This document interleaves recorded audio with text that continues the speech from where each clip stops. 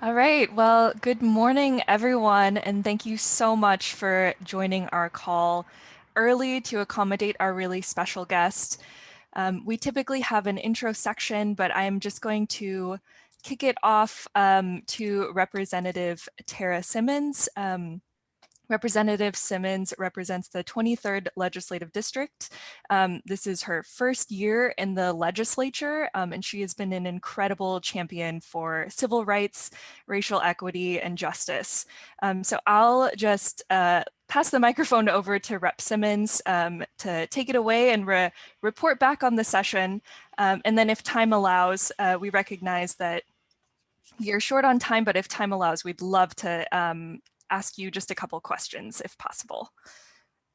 Absolutely. Thank you so much, Selena. I'm really happy to be here with all of you today, and thank you for inviting me. I just finished my first session as a freshman, and it was a whirlwind, and it was virtual, and it was definitely different, but it was historic at the end for sure.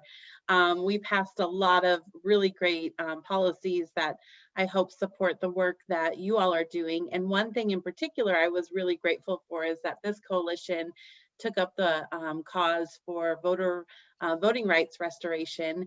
And that was my freshman bill. It was the first bill that I got through the legislature, and one of the first bills the governor actually signed before session was over. And that work has really been because of all of you, and so many people across the state just organized and worked really hard to make that possible. It's something that I had worked on before I joined the legislature. We'd been trying for about 3 years to get it through, and so I was really honored when Senator Kuderer allowed me to be the prime sponsor after my historic election as the first formerly incarcerated person in our state, and we think the nation. And so it was a real honor, and I just want to say it is because of people like you. Nothing happens in the legislature without our friends and advocates and organizers and activists outside. And so I'm really proud to partner with you on future efforts because then they'll be successful. I see Representative Macri is here too, and I know that you all have been just really important to all of the legislation that she's been shepherding as well. And this session, I was just so proud of our budget investments, our racial equity focus and racial justice focus. And we passed things that really matter to our neighbors who are living outside, and to people all across our state who never really had a first chance, let alone a second chance. So thank you for being friends and partners, and I'm looking forward to working with you again in the future. And I do want to save time for questions.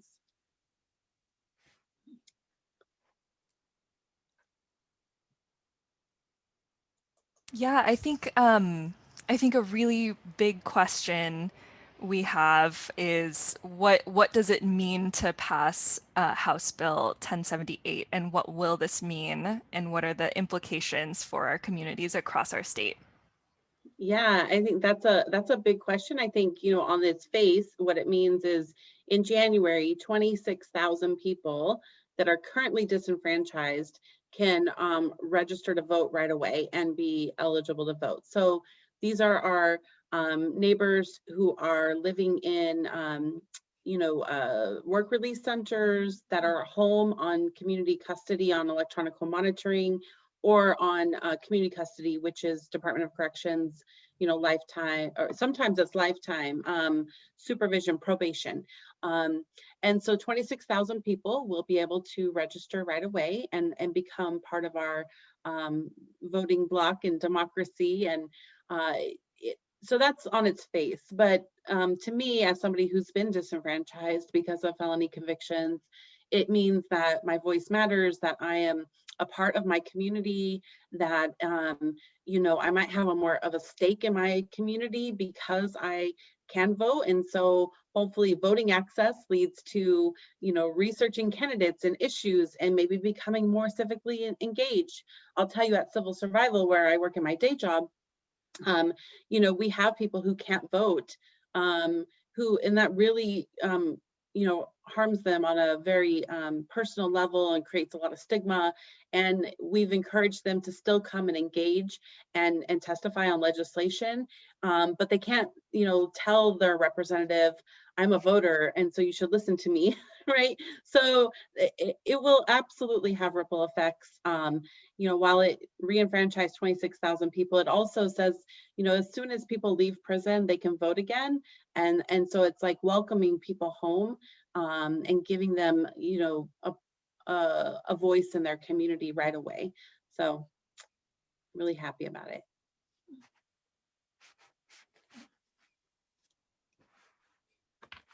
I believe we may have time for one more question if anybody has a question.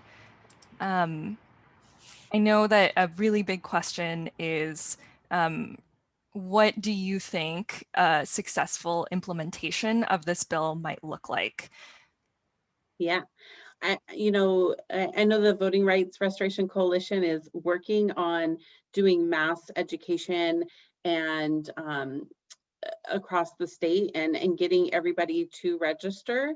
Um, Another thing is the Department of Corrections is mandated to notify people when they leave prison that they have their voting rights back. So that's good. We absolutely want everybody to register and to become active. That's the key, is not just the reenfranchisement, but also become part of your community and get involved in issues, because it takes all of us. And a lot of people who've been to prison have not felt part of their community. And when they recognize the power of their voice, through their vote and through other civic activities, then that's how we can continue to create change on so many other issues that, majority of people in prison have faced, such as housing insecurity, food insecurity, wealth inequality, everything. So. Yeah. Well, Representative Simmons, thank you so much for joining our meeting today and for all of the work that you have done this past session, and really, really thank you for the authentic voice you bring to the legislature. I know that you have a limited time period that you're available, but we really thank you so much for being here and reporting back to our coalition members. Yes, I would love to come again soon, to hear all the good things that you are up to. I am a fan of all of you too, so hopefully we can continue to build our relationship and get in some good trouble together in the future. Yes, we look forward to working with you in the future. Thank you All right. again. Take good care. Thank you. Oh, Allison, you want to kick things off? Sure. Thank you, Selena. And of course, we thank Representative Simmons and Shannon Turner, Representative Simmons' legislative aide. We are excited to work with all of you, our coalition members and partners, to help with the implementation, because of course there is enormous overlap. Those 26,000 people include many people who are currently experiencing homelessness, are at risk of homelessness, or who have been homeless. And you all are part of helping to get the word out to them and to others about voting rights. So Selena will be sharing information very shortly about our efforts to work with you to provide the information and training that staff and volunteers need to help ensure that we're part of that implementation of that historic bill. We are so happy to have 74 people join us already. Thank you so much. Welcome and good morning to those of you who may have just joined in the last few minutes. Those of you who are regular parts of coalition membership meetings know that we started a little bit differently than normally we would because of Representative Simmons' schedule and wanting to make sure that we got a chance to hear from her. And we are just delighted to have you all with us. We're going to be talking with Representative Nicole Macri, who's already joined, thank you, and also with Senator Patty Kuderer in just a few minutes. But we want to backtrack a little bit and first of all, remind everyone that in the spirit of trying to build and maintain our community, although we are physically separated. We are hoping that you'll rename yourself with your name, preferred pronouns, and organization. And if comfortable, keep your camera on so that we can enjoy a sense of community. We recognize not everyone is able to do that. If you have any technical difficulties, please feel free to send a private message to Sasha Koberling or Jason Austin. We're here to help make sure that you get to enjoy and participate in the meeting fully. We, as usual, have a very full agenda, and we really want to continue our practice of always starting our meetings with a reminder of the coalition's mission, vision, and values. Again, the regulars know we often invite volunteers to join us in that practice.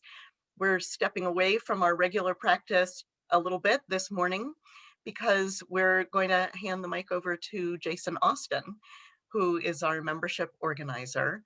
And if you've seen our agenda for today, you'll know that we're bidding a fond farewell to Jason, and thought that it would be a lovely practice to thank them and recognize their contributions to the mission, vision, and values by inviting Jason to read them. So I'll hand it over. Thank you, Allison, and good morning, everyone. My name is Jason Austin. I'm the membership organizer on staff with the coalition. I go by he, him, or they, them pronouns. I'm incredibly happy and a little bit sad to be here with you all this morning. The mission of the Seattle-King County Coalition on Homelessness is we mobilize our community to challenge systemic causes of homelessness and advocate for housing justice. Our vision is a region that acts on a shared sense of responsibility to ensure that everyone has a home. Our values are equity, justice, and collective action. We define equity as to center race in the fight for housing justice, as white supremacy and structural racism cause disparities in who experiences homelessness. We define justice as to uphold the dignity and civil rights of people experiencing homelessness or housing insecurity. And to us, collective action means to collaborate, unite, and act to build power.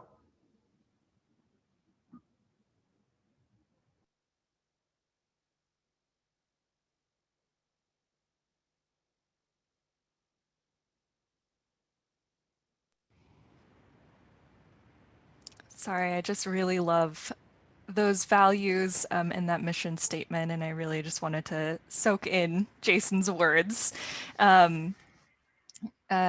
Yes, these are really incredibly strong guiding values, and it's really guided the work that we do in terms of advocacy and state advocacy. So those are very good words to begin our legislative debrief on. So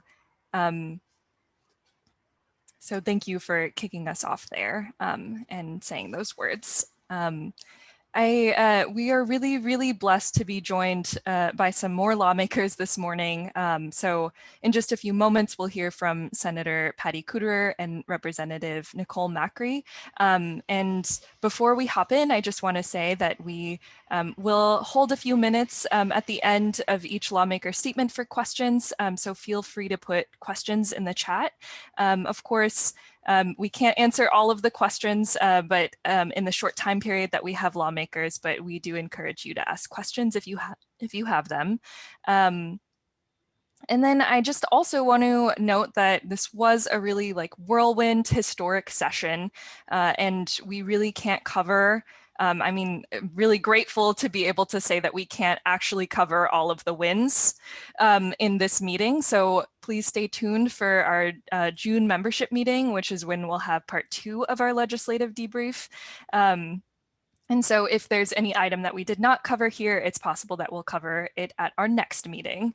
And so without further ado, I would like to pass it to Senator Patty Kuderer, who represents the 48th Legislative District. Thank you so much for being here, Senator Kuderer. We know that you and your colleagues and your staff worked really, really hard this session. Our coalition is also made up of people that work really hard every day and every night. And so it really means a lot to us that you are here to report back to some of our members. Senator Kuderer, are you on the line, and can I kick things Yes. over to you? Great. Yes, you can. Thank you, Selena. And thank you, Allison, for the invitation. And good morning to everyone. And thank you for all that you do, because I can tell you that your advocacy helps in our efforts to get bills over the finish line. And as you know, I'm going to focus on a few things on 5160. The first is the historic nature of establishing the right to counsel.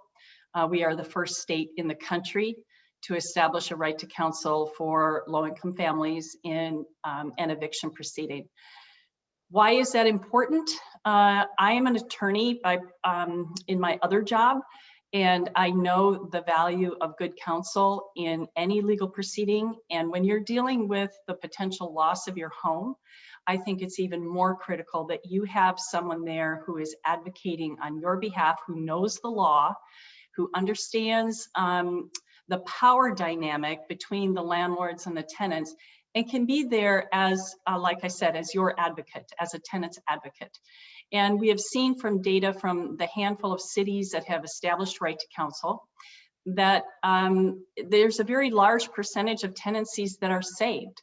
And especially in non-payment of rent situations, which is the #1 cause of evictions. And everyone on this call knows that evictions are the leading cause of homelessness. So this made sense to lawmakers to address our RLTA, our law on landlord-tenant relations, and to bring some balance to that law to make it less likely that it's going to be a slam dunk that someone is going to lose their tenancy. In addition to establishing the right to counsel, we also put in place in 5160 a pre-eviction process for mandatory mediation and conciliation through the dispute resolution centers. That was a pilot project that the courts had started during the pandemic, and they had it in the 6 largest counties of the state.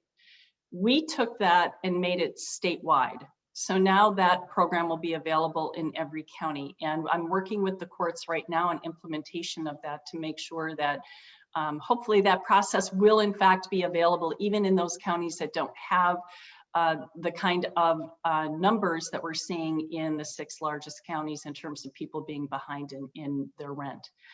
So that is really the guts of 5160. In addition to that, we also passed a bill to create a permanent funding source for emergency rental assistance going forward. The idea behind this was not just to address this particular emergency. We are going to be in situations where there are economic downturns for whatever reason, where people are going to lose their jobs and they're going to be in potential danger of losing their homes. And so by creating this funding source through the document recording fee, we will ensure that there will be available resources to people who find themselves in that situation in the future. So that is kind of it in a nutshell. I don't want to take up too much time because I know that you have questions, and I see Representative Macri's on the line as well. It's good to see you, Nicole. I've left you a message, so call me when you get a chance.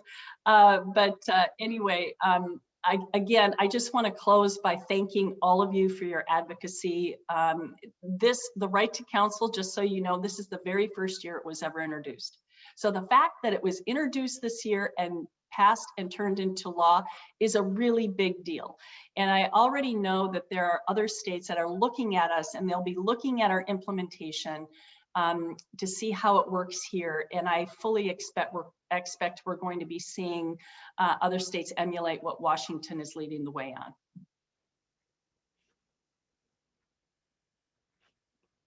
And so I'm happy to answer any questions. Thank you so much, Senator Kuderer. I think that might be a first for us that we get to have Senator Kuderer tag Representative Macri to give her a phone call after the meeting. I'm quite certain that will happen. I'm going to give people a few minutes to put some questions for you in the chat. But of course, one of the questions on the top of all of our minds, and I'm sure on yours and Representative Macri's, is how the implementation of these historic bills needs to go. We are all painfully aware that the current eviction moratorium is set to expire on June 30th, that there is an enormous amount of work to do to ensure that the right to counsel and good cause are understood and implementable. And I wonder if, as I said, I'll give time for people to put some other questions in the chat, but I wonder if you could speak from your perspective about implementation and address the eviction moratorium date. Yeah, that's an excellent question, Allison. I have been working with Jim Bamberger from the Office of Civil Legal Aid, the Office of the Administrative Offices of the Court, Judge Jackie Shea Brown, and also Commerce in terms of getting the implementation set up. Oh, I should say also the Governor's Office as well. They are well aware that the June 30th deadline is not going to be met in terms of having right to counsel stood up and ready to go. In speaking with Jim Bamberger just yesterday, he anticipates that they will be fully ready to go by the end of this year. Now, there are some places that are already, you know, can really hit the ground running. King County is a good example of that. We have a very active housing justice project program in King County right now. And the idea is that OCLA will be contracting with the Housing Justice Project lawyers, the Northwest Project lawyers as well, housing lawyers as well. And they will also be hiring attorneys where they will fill in where those organizations aren't as strong in those counties where the HJPs or the NJP isn't as strong. So that is, we are working collaboratively because we all understand that if we don't have the sufficient time to stand up the resources, this will fail. And there's too much at stake. There's too much at stake for the families. And the last count I had, it was about 160,000 families who were behind in the rent. And there's too much at stake for society at large, quite frankly. You know, when a family falls into homelessness, the impact on that family is incalculable, but there are also societal costs. And we need to be more mindful that we're all in this together. And that when we help someone who needs help and give them that hand up, that it actually helps all of us. So I think there is a real understanding that that we need to be able to have these resources in place. And this is also true for the DRCs. It's not just OCLA. The DRCs are also, they've been engaged in training and they've been engaged in getting their mediators up to speed on landlord-tenant law. They were doing some of that, but that isn't all that they do. But they're putting more emphasis on that now with their training. They're also figuring out a way to handle overflows. So if one county has an influx of these mediation requests, and they can't handle it, they'll be able to shift that off to another county because these are being done remotely still through the pandemic. So it should be technologically, they should be able to do that. And they're working on what that's going to look like. The last piece that we have to be mindful of is the fact that, you know, the budget, and Nicole knows this really well, the budget, the money isn't released until July 1st, the end of the biennium, the fiscal year. So they really, you know, OCLA's hands are tied. They can't hire anyone until that money is released. They can start the process and be looking for candidates, but they can't formally offer and pay people until they have the money. So the governor's office is fully aware that come June 30th, like I said, that 5160 will not be ready for prime time yet, and that something is going to have to be put in place to give us that runway in order to get set up so the resources are in place and people are ready to hit the ground running when the eviction moratorium is finally lifted. Thank you. And just a couple of notes that people have asked about what the DRCs are, dispute resolution centers. I think that we just heard from our colleagues at the Washington Low Income Housing Alliance yesterday about a session that they are going to be hosting next week. And perhaps Selena can add that information in the chat for people that will help some of our members understand more about the details of the new tenant protections that Senator Kuderer, Representative Macri, and their colleagues and all of us have helped to pass. I guess my maybe the last question for you, Senator Kuderer, is you know, I myself actually long ago volunteered at the Dispute Resolution Center for King County. I know how powerful that work can be, but we are all very much aware that even with remote access for people experiencing homelessness without access to reliable phone or internet, even a remote process can be difficult to access.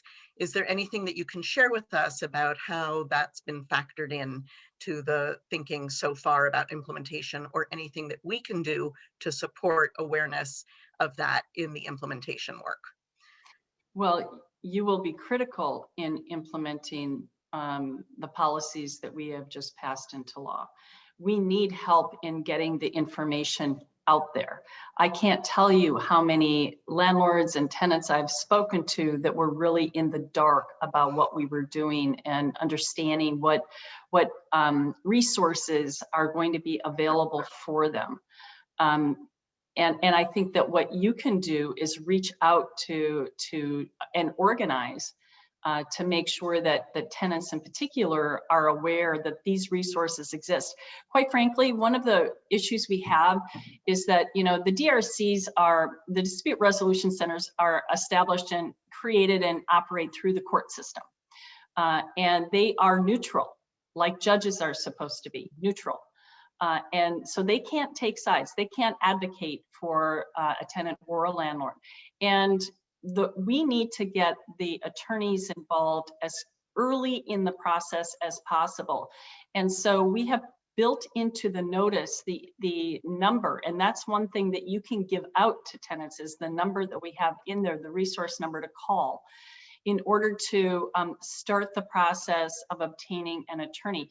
Because there's nothing in the law that says that the HJP attorney cannot appear or the OCLA attorney can't appear at the mediation with the tenant. That, quite frankly, is the best possible outcome. We just can't require it at the mediation process because this is a court order and this is a pre-court process. So in order for the attorney to be officially appointed, that has to be in the court process, but the process can actually be, they can actually take the case before then, and they have indicated that they will do that. So the more information you can get out to tenants the more education you can do, the better off we'll all be, and this will work even better because people will know where to go to get help. That's a hugely important element. Thank you so much for clarifying that. And I know there'll be much more to come. And we thank you for not only your leadership in helping to pass this legislation, but to strongly monitor successful implementation and ensure that all this hard work is not for naught, and that we are not leaving people hanging in the long period between June 30th and the end of the year. Thank you. Thank you. Thank you again, Senator Kuderer, for being here this morning and reporting back, and for all of the work that you have done this session. We are also joined as well by Representative Nicole Macri, who represents the 43rd District. And of course, I know that Senator Kuderer and Representative Macri collaborate a lot and are both strong champions for housing justice. And so So we're really incredible. We're really grateful to have strong champions in both chambers for sure.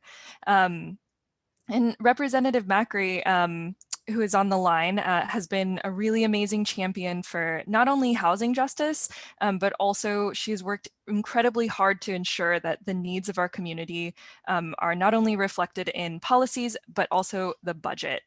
So Representative Macri, I know you've been really, really busy woman this session, so I'm just gonna give you the floor to report back on all of the work that you have done.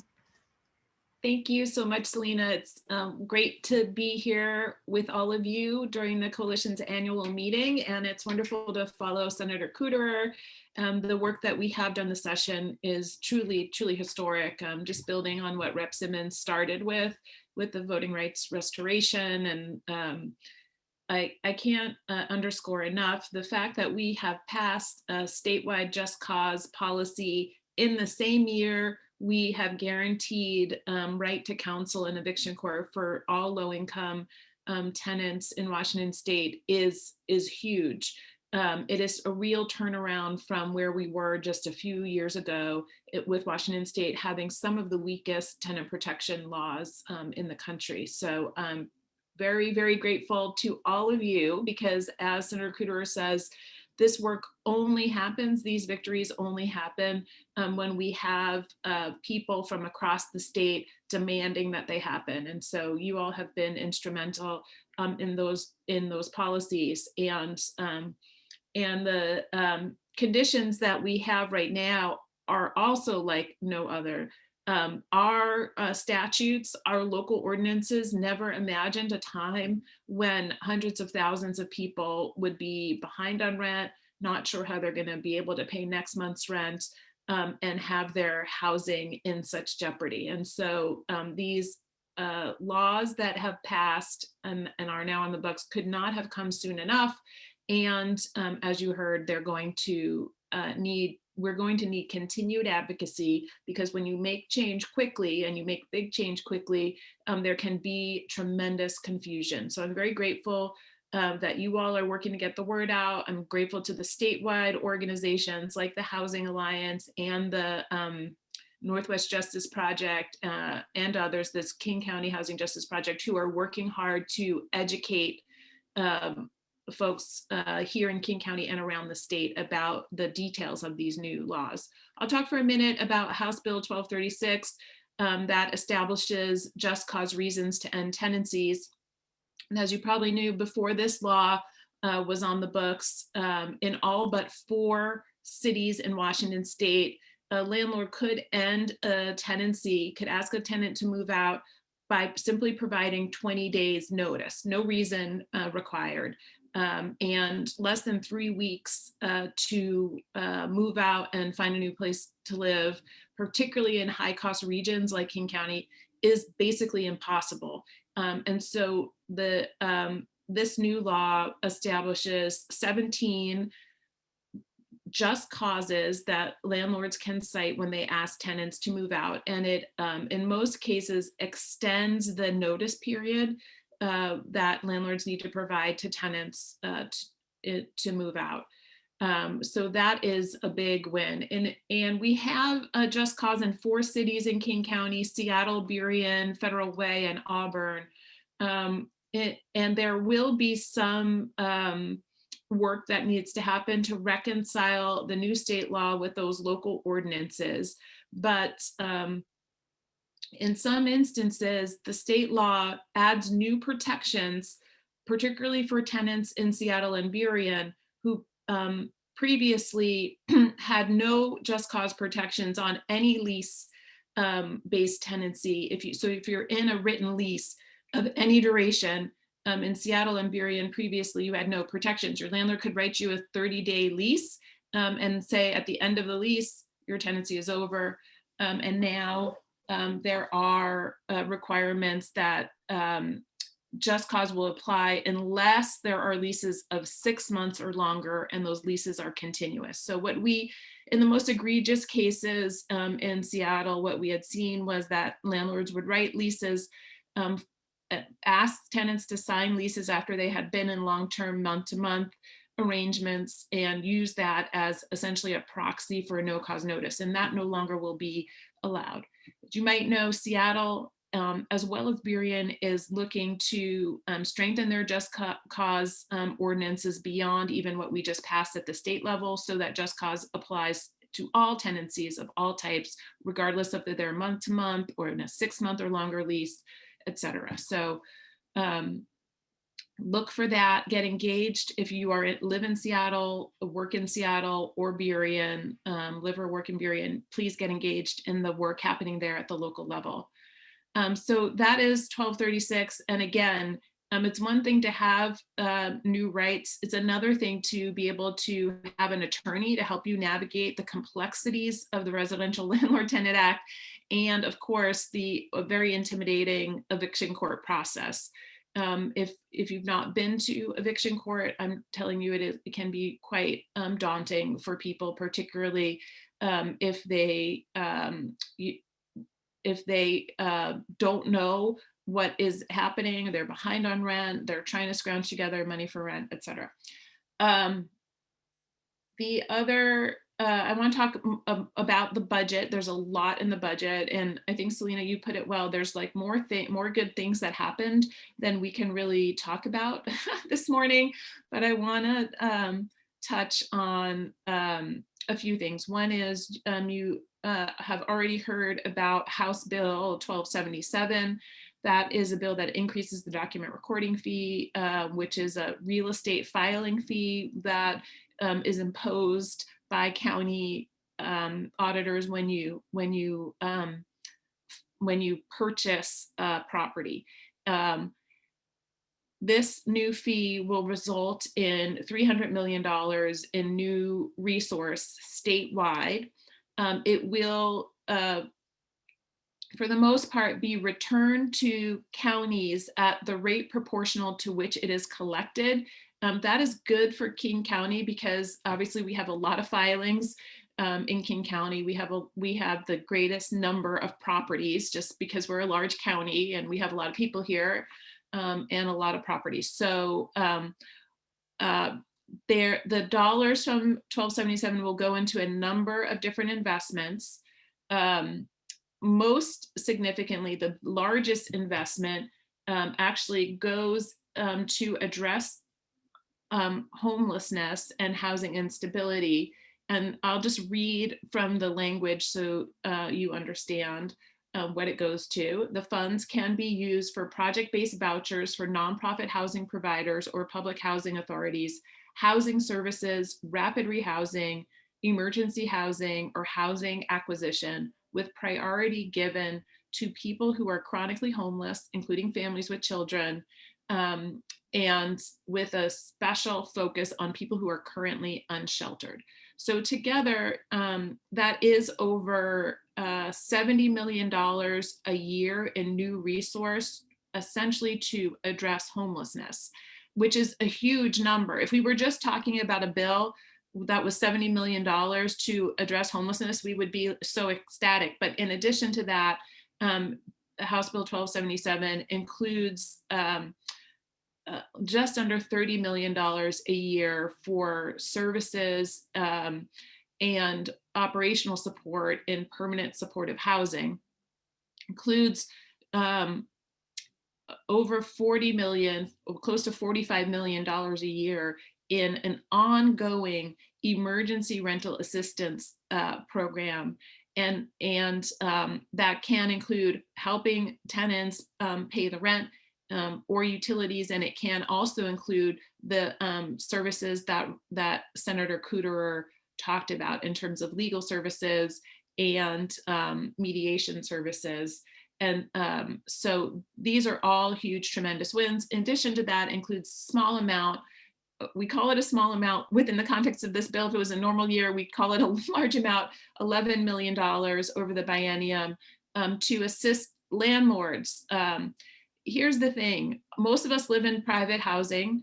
95% of us are gonna, or more, are gonna live in private market housing. We have many landlords who are struggling right now, and we need them not to be struggling because we need them to maintain rental property so that people have stable places to live.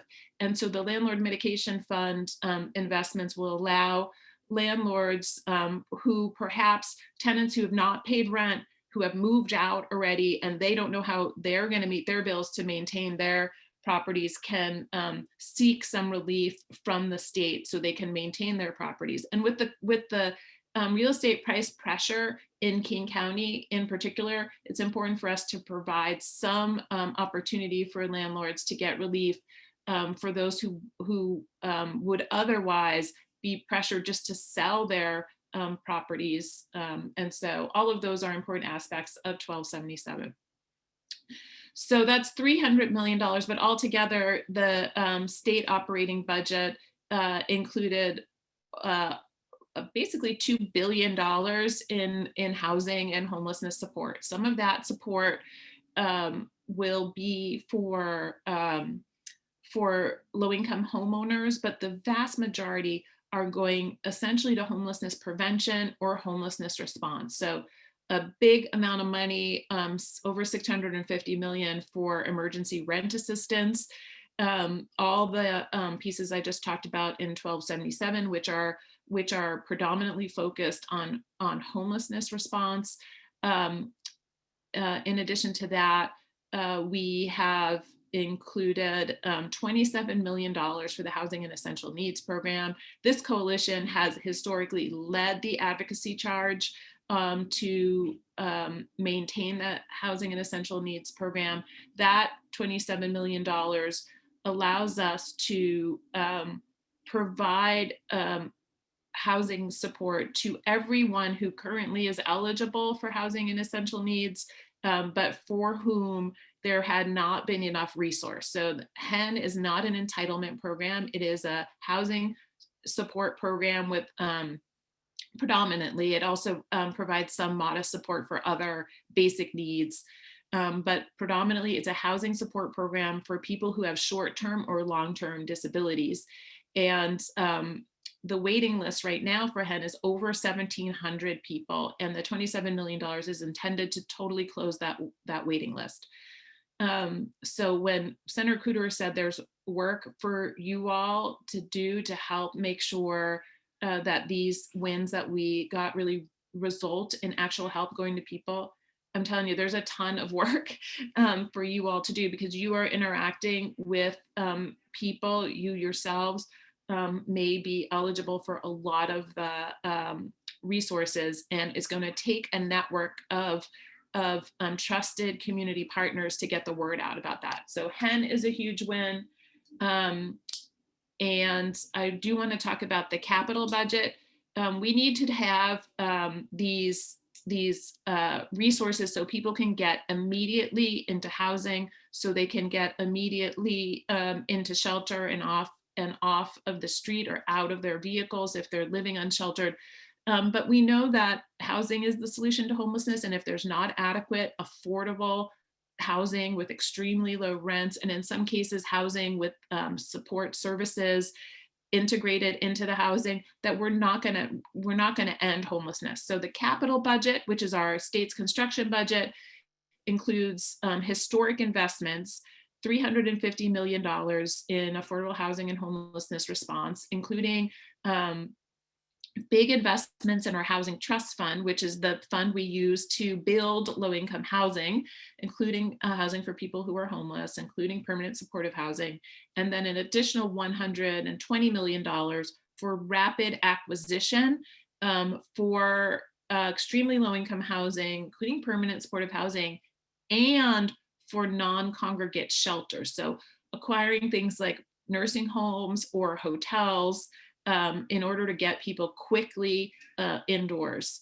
And so all of that is historic, and we'll need advocacy at the state level, but advocacy to the county government and to local governments to say, what are you doing to get the resources from the state to help people immediately in King County? So all of that is happening now. I did want to make a note. I'm going to go back to that 650 million in rent assistance. King County did just open yesterday. Hopefully you saw the or the day before yesterday, the announcement that the rent assistance program in King County, which is significant, $145 million, just opened up. So if you have, if you know people, if you're working with clients who are currently housed and behind on rent, you can go to the King County eviction response rent assistance program site and get them signed up there.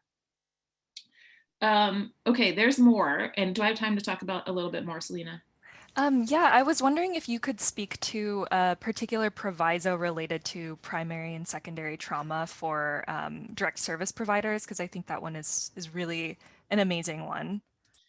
Yeah, so actually this came to me from the coalition, so thank you for that. As you all know, this work is difficult work, working with people who have experienced tremendous trauma, and we can't emphasize enough how the experience of homelessness itself is so traumatic. But this last year through the pandemic has been particularly difficult, and we have seen folks really struggling with behavioral health crises in homeless service settings. We've long seen that, but we are seeing that, I think, to a greater degree, and with more tragic and lethal incidents occurring. In the last year, we saw 2 incredibly tragic incidents in Seattle, where individuals died, were murdered, or otherwise killed in homeless service settings, in a permanent supportive housing building in downtown Seattle, as well as in a service site in the Central District. And so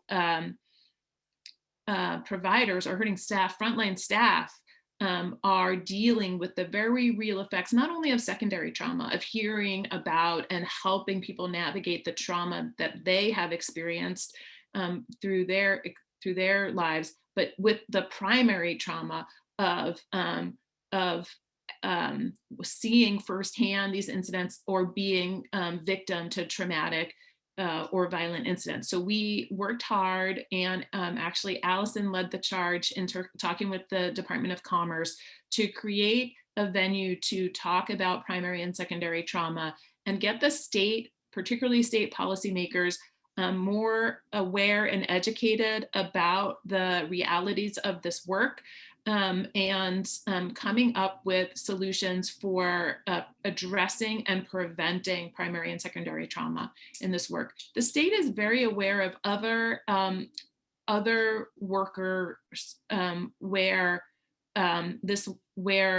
the work can be difficult. So we think about behavioral health workers, particularly in our state hospitals. We think about corrections workers, where we have public employees who are working with individuals who have experienced a lot of trauma in their life.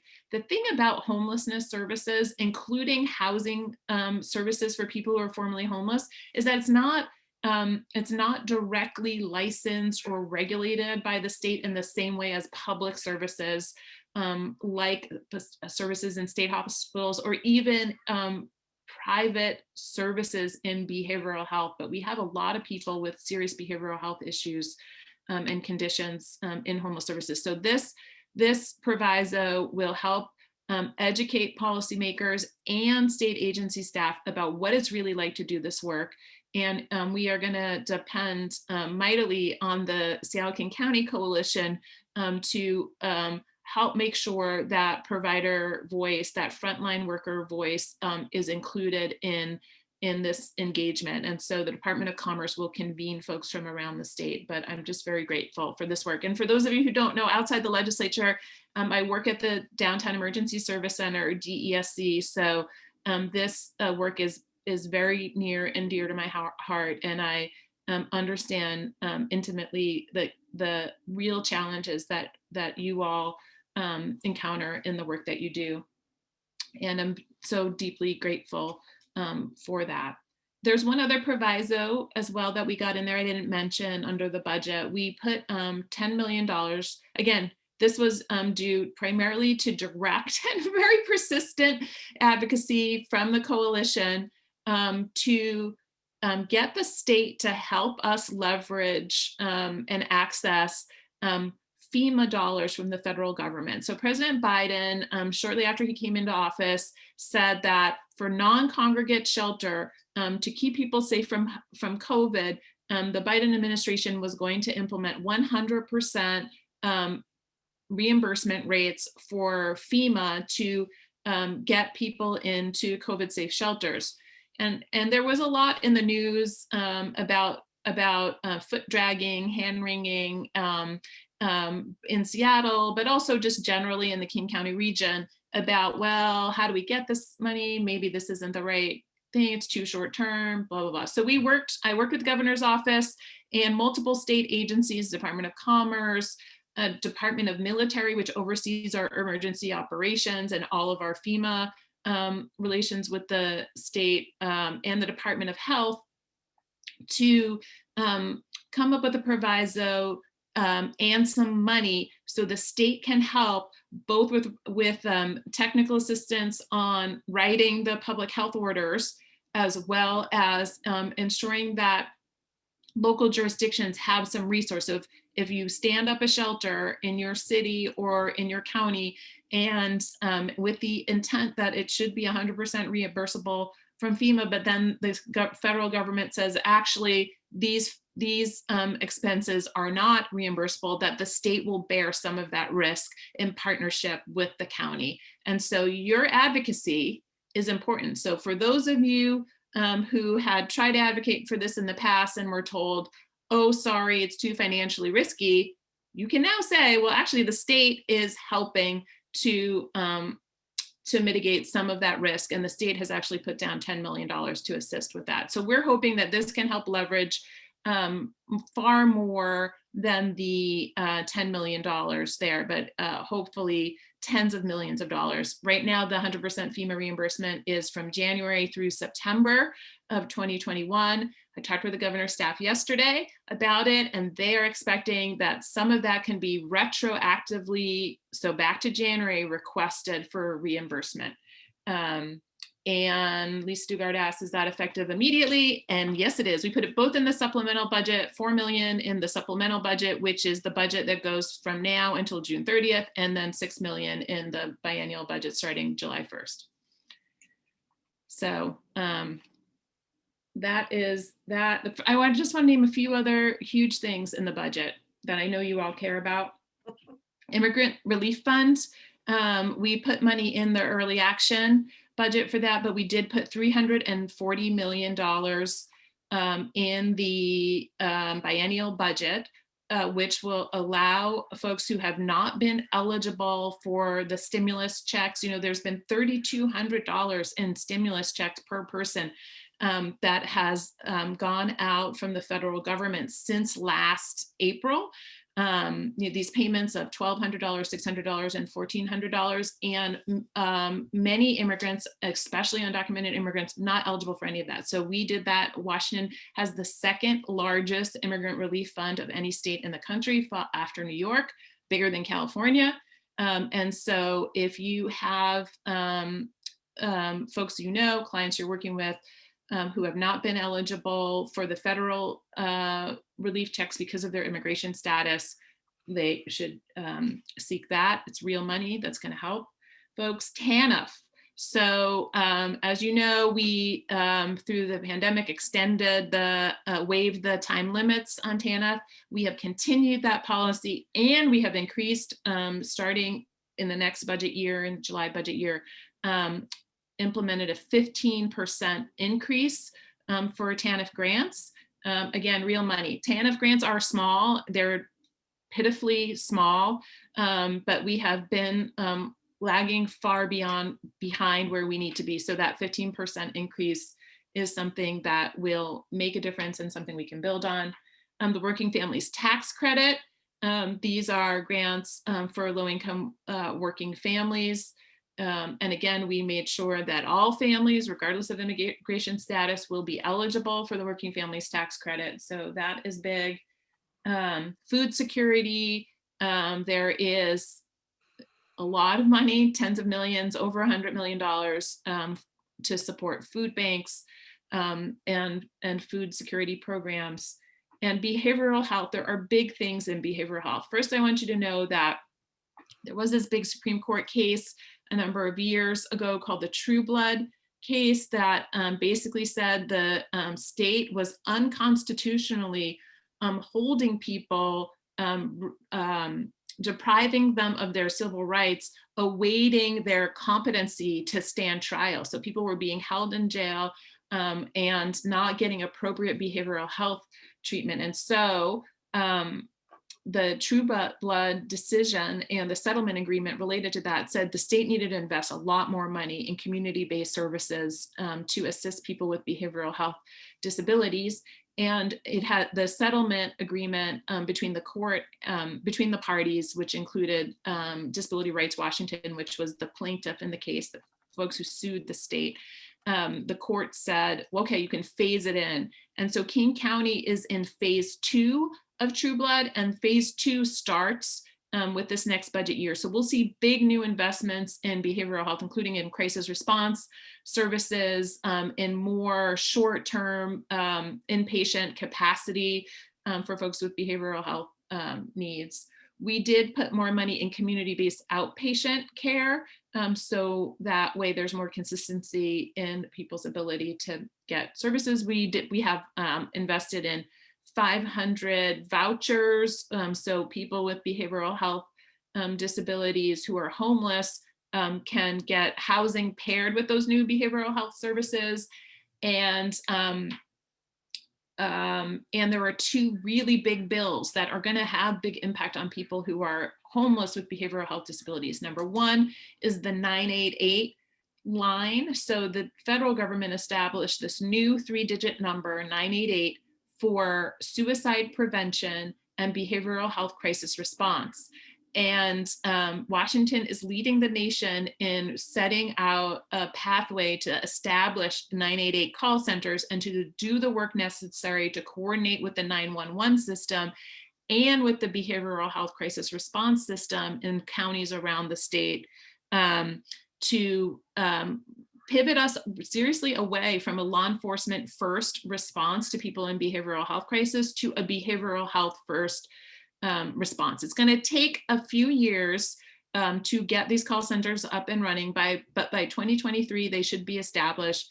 And the state also invested significant new dollars in mobile crisis response teams for both adults and youth around the state. So that is big. It comes with a new, we're funding it with a new tax on cell phones. So I think it's 25 cents a month on your cell phone service will fund this brand new crisis response system, which will be great. And then the other big one in terms of a huge reform in behavioral health is what many of us call the State v. Blake response bill.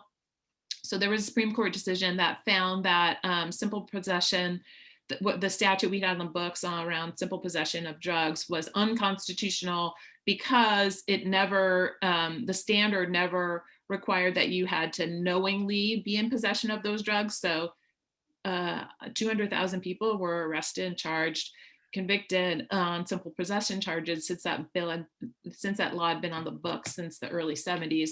And so the Supreme Court said, all that's unconstitutional and you have to, so 2 things happened with the Blake bill. 3 things. One is work to make reparations essentially for the people who were charged and convicted under this unconstitutional statute. And Representative Simmons actually can talk very, very eloquently about this. You can't really do true and full reparations because the collateral damage from those charges and convictions are something that cannot be undone. But many people with thousands of dollars in legal financial obligations that can, and many people should and can be resentenced, right? And have their convictions vacated from the record. So there's a resource to do that. The bill does establish a new criminal charge for simple possession, but there is with a caveat.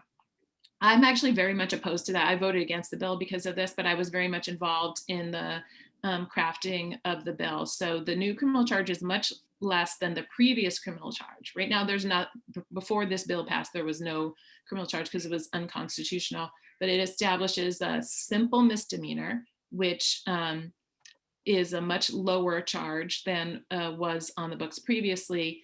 And however, it requires diversion for people who interact with law enforcement for behavioral health services. So those of you who are familiar with the law enforcement assisted diversion program, which was in the United States first established in Seattle and is now expanded to several areas within King County and around the state, there is a huge scaling up of the LEAD program model, as well as other outreach and recovery support services across the state. So this is a huge win. It's over $100 million in new resources for people with substance use disorder or who have interacted with law enforcement around simple possession charges. So all of these are huge wins. I want to make sure you knew about all of them. I want to make sure you know that we need your advocacy on all of these to make sure they're implemented at the local level. I want to underscore one thing that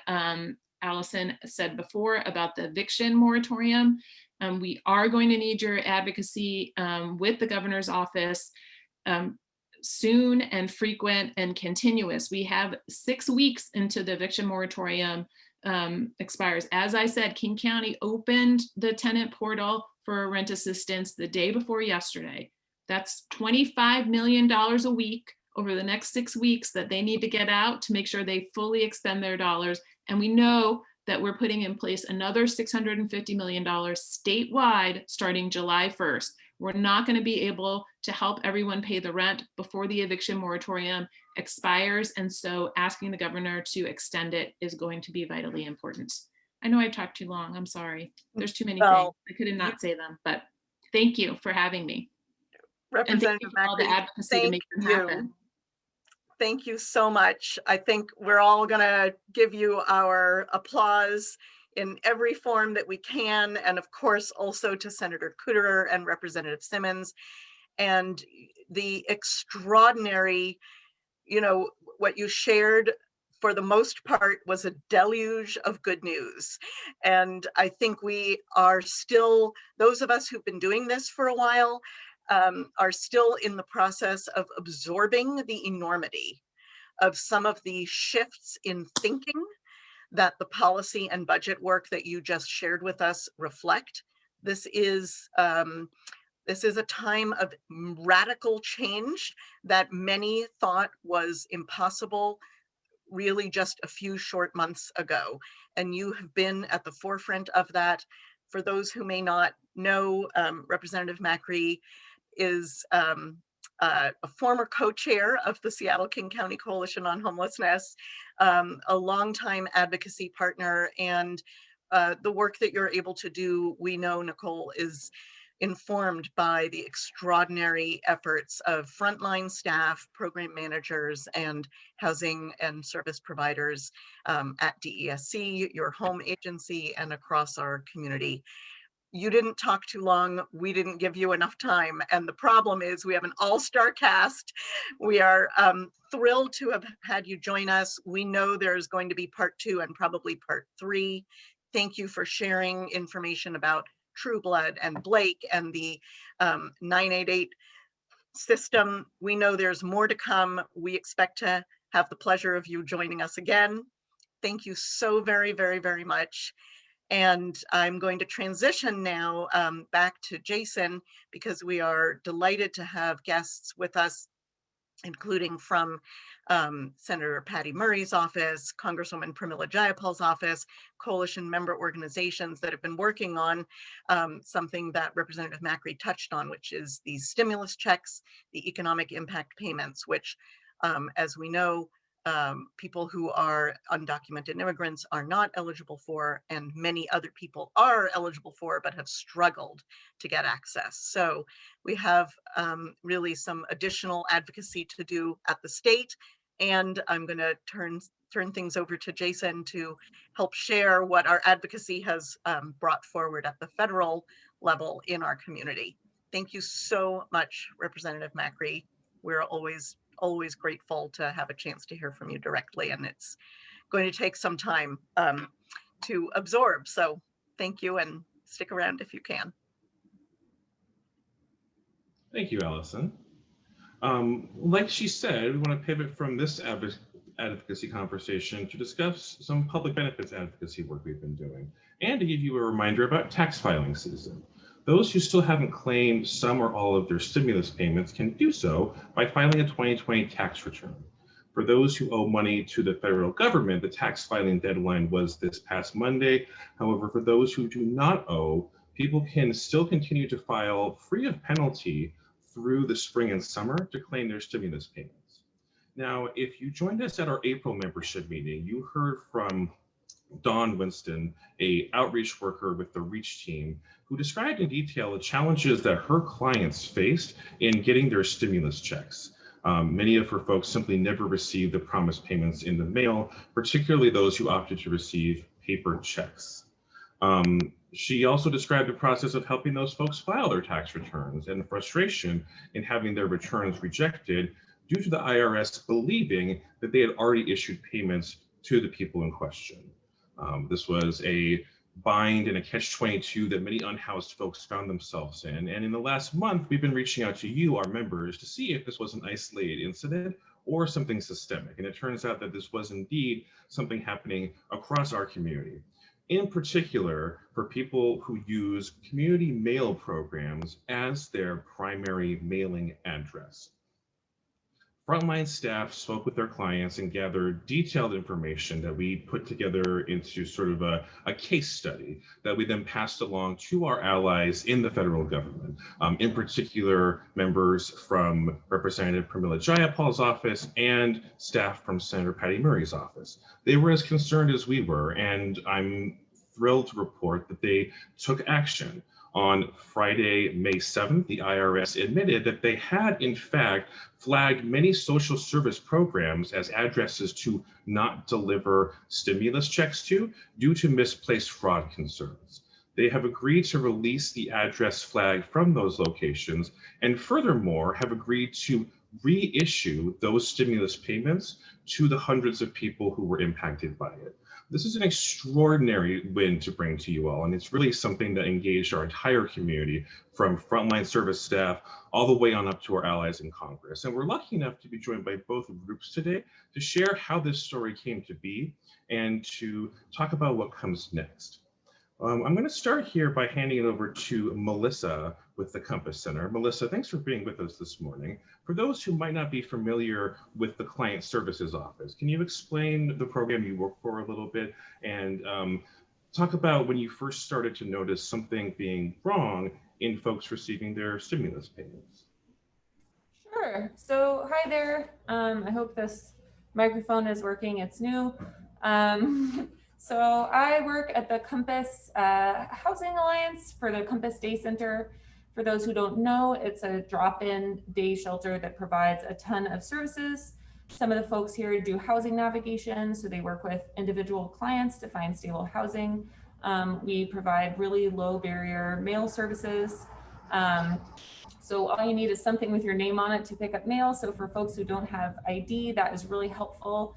And getting mail is really important for accessing all kinds of government programs, especially right now during COVID, when so many in-person offices are shut down. Accessing mail is, how you get new social security cards, new driver's licenses, which for folks who are victims of theft a lot, which our clients are, is really important. Getting EBT cards, and of course, getting stimulus checks. So stimulus checks have come out, and of course, many of our clients were very excited because $1,200 and $600 and $1,400 is huge quantities of money for folks who are not housed or folks who are low income. And now there's been 3 rounds, and starting around the second round, there started being a lot of problems with the delivery of stimulus checks. So for any of you who have gotten paper checks, you might know that you get a paper check in the mail, and you also get a little letter saying, you got sent a check. It should arrive within 7 to 10 days. And so what was happening is we were getting hundreds and hundreds of those letters saying, we've sent you a check, expected to arrive in a week for our clients, and very few actual checks. One of the things about being a mail service center is that because you end up being the delivery point for a lot of government programs, you also get asked a lot of questions about how those programs are functioning. which of course neither I nor any of our staff, are particular experts on. We don't work for DSHS, so we're not experts on EBT cards, and we don't work for the IRS, so we're not experts on the stimulus checks, but we're the faces of people who are there. And so everyone who works here, all of us do our best to sort of answer questions. So the checks didn't arrive, and we're getting asked, week after week after week, well, where are they? I got this letter. The letter said it was sent out on the 26th. I used the computer, do you know where it is? Do you know when it's, and we're trying to explain, we're calling the same hotlines that you are. We're getting put on hold too. We wish we knew what was happening, and we really don't. It's frustrating because, a lot of our clients have had, in general, I think, negative interactions with the government and how it functions in a lot of ways, many of which have been touched upon in the last hour or so. Negative interactions with the criminal justice system, negative interactions with the court system not helping them when they're facing evictions, negative interactions with, this got touched on in True Blood, but, getting put in mental health situations against their will and then facing long waiting lists and not being helped. And so I think this led to a general feeling of like, this is this other way in which our community and our government doesn't care about us, and because we're homeless, like, our voices don't matter. Lots and lots of people expressing feelings of like they probably never sent it because they essentially, like, the government does not think that we matter as people who are not housed. And it was really frustrating not being able to provide answers. And all of our staff, my two supervisors essentially spent lots and lots of time trying to track down answers and just got totally stonewalled. I ended up reaching out to Jayapal's office sort of as a Hail Mary, and to be totally honest, did not really think it would help. But it did. They were like, you are not the only people who have contacted us. We've had all these other organizations, and they're all reaching out to us, and they're all reporting the same thing. And here's what we're working on. And like so Jason, Melissa, I do really want to share the incredible email you sent to us on Friday in just a moment. I do also want to tag in someone else who's been doing awesome work on the front lines of this, Chad Vaculin with the Reach team, who also around the same time was noticing these issues and contacted Rep. Jayapal's office. Chad, thanks for being here. Can you say a few words about what your experience was helping clients navigate this? Yeah, thanks, Jason. My name's Chad. I work at Reach with the lead program. I use he, him pronouns. And just kind of echoing what Melissa said, it was just an incredible frustration trying to navigate this for, the last 5 months. And, in our work, like, maintaining a level of trust with our clients is in a relationship with them is so important. And we were noticing that, this was kind of fracturing some of that trust because, clients were doing what they were needed to do, but weren't getting the results that we all wanted. And I'm just like so grateful for the coalition that because as Melissa said, like, we were all kind of like operating in like independent silos a little bit, trying to navigate this and running into dead ends. And once we were able to kind of coalesce from the coalition, we were able to kind of have like a really powerful and direct message. And I think that really helped all of us in the end. And I'm grateful for the offices of Senator Murray and Representative Jayapal, who recognized just how important this issue was. And, they jumped on it right away, which, to echo what Melissa said, I was also surprised that they jumped on it as fast as they could and prioritized it for us. And literally, like, within a month of us reaching out to them, our clients had checks in their hands and are doing a lot of great things with it. So I'm just so grateful, and just want to say thank you for everyone that was involved. And I'm really excited for our other clients to get some money in their hands as well. So thank you. Thank you, Chad. And absolutely thank you to Rep. Jayapal's office and Senator Murray's office. We're actually joined on the call by Palmira Figueroa with Representative Jayapal's office. Palmira, thanks for being here. Can you tell us what you did with this information once we passed it along to you and what the outcome was on your end? Thank you. Can you all hear me? Good. Sometimes I have trouble with my microphone. It's good to see you, everyone. It's good to see some faces that I have just emailed to or have like conversations with on the phone through all this. My name is Palmira Figueroa, ella, and I've been working with Congresswoman Jayapal for a couple months as the Deputy District Director in her office. Really excited to be here, especially because I admire and have been supporting through all my life in Seattle the work of many of the organizations here. So really excited to meet you.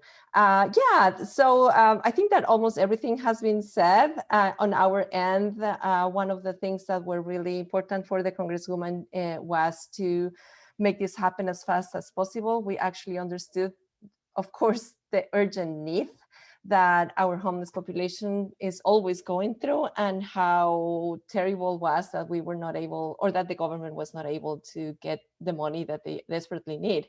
So I started talking to our people in DC and also sending many cases and emails to both the IRS and the USPS before we know the IRS was where the flag had happened.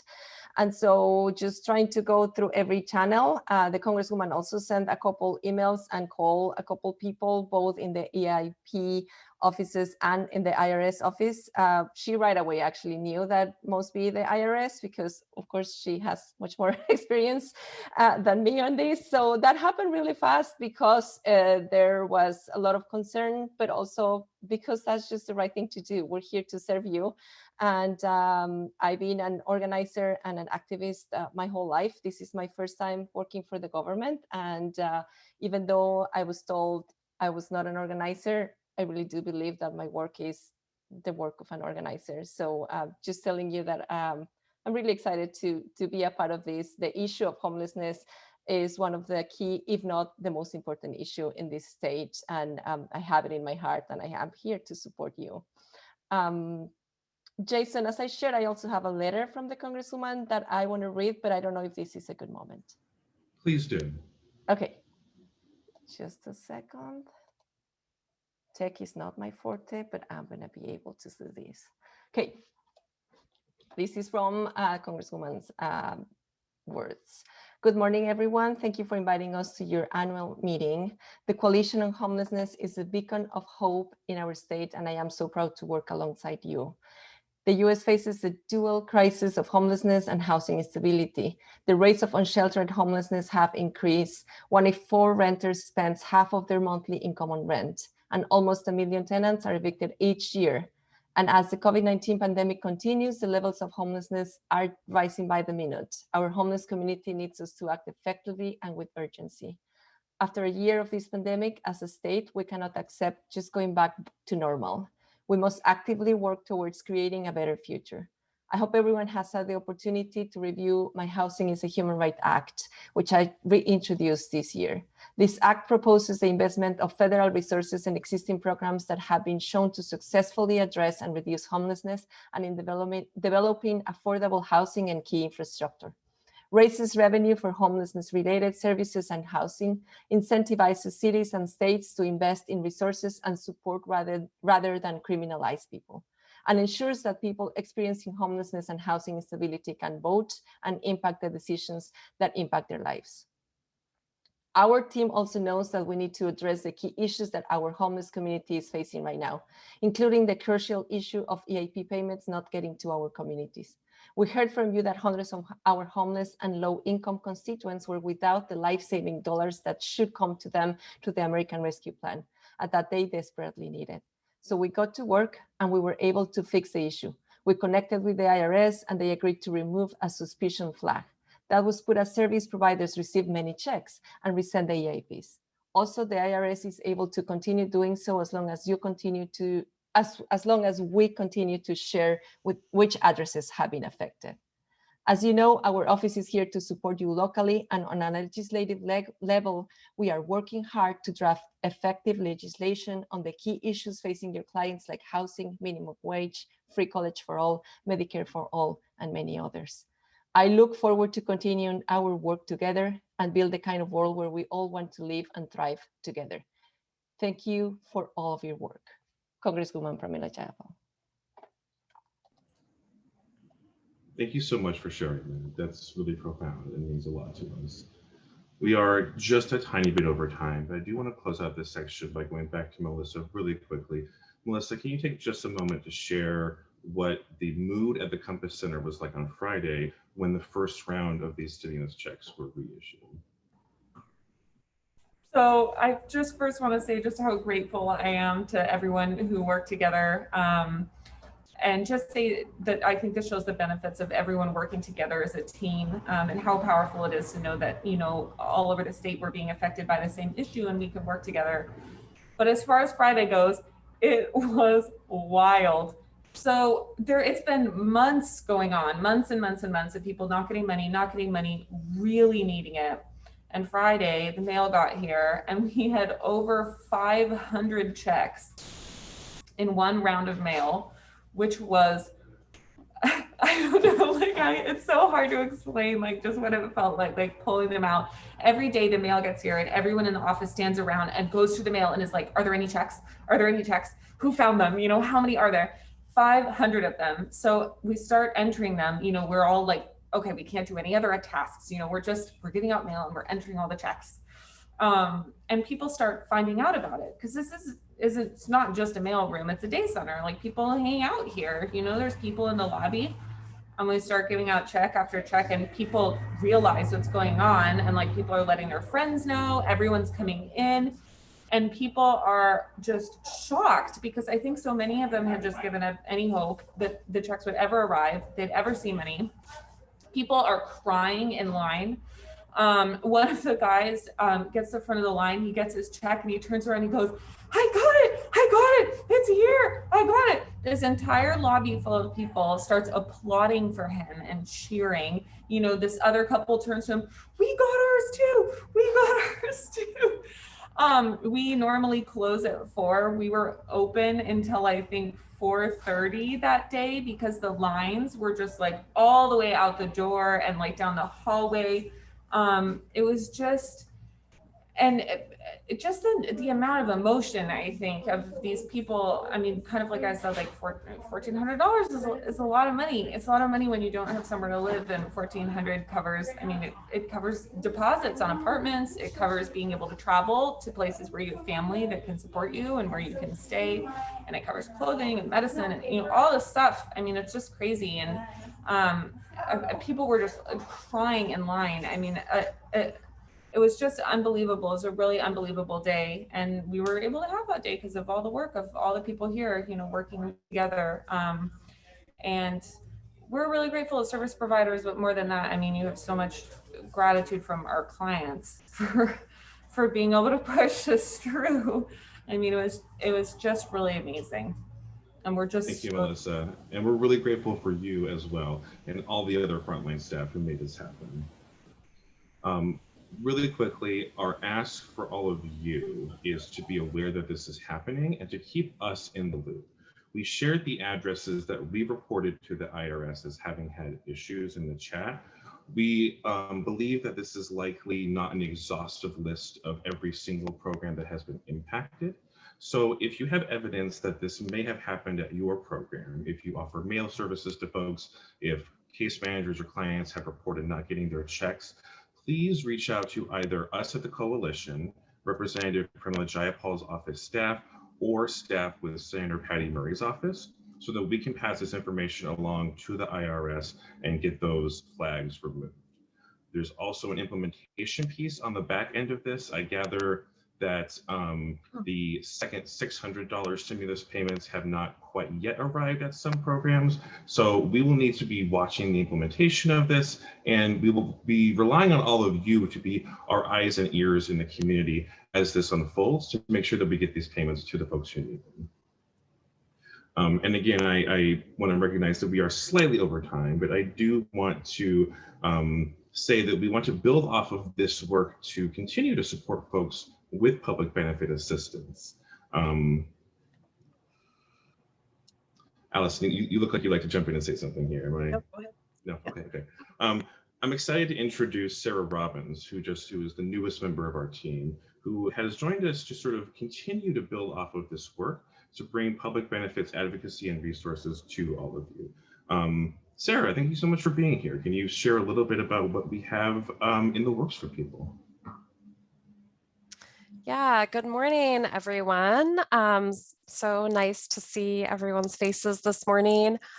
So I have recently joined the coalition to do a couple of different special projects. One of those special projects is one that is sort of near and dear to me, which is going to be a training series, a case manager training series on public benefits. So my background, I worked for 10 years as a public benefits attorney doing DSHS and Medicaid related public benefits, both advocacy and direct representation and appeals for people that had been denied or terminated from benefits.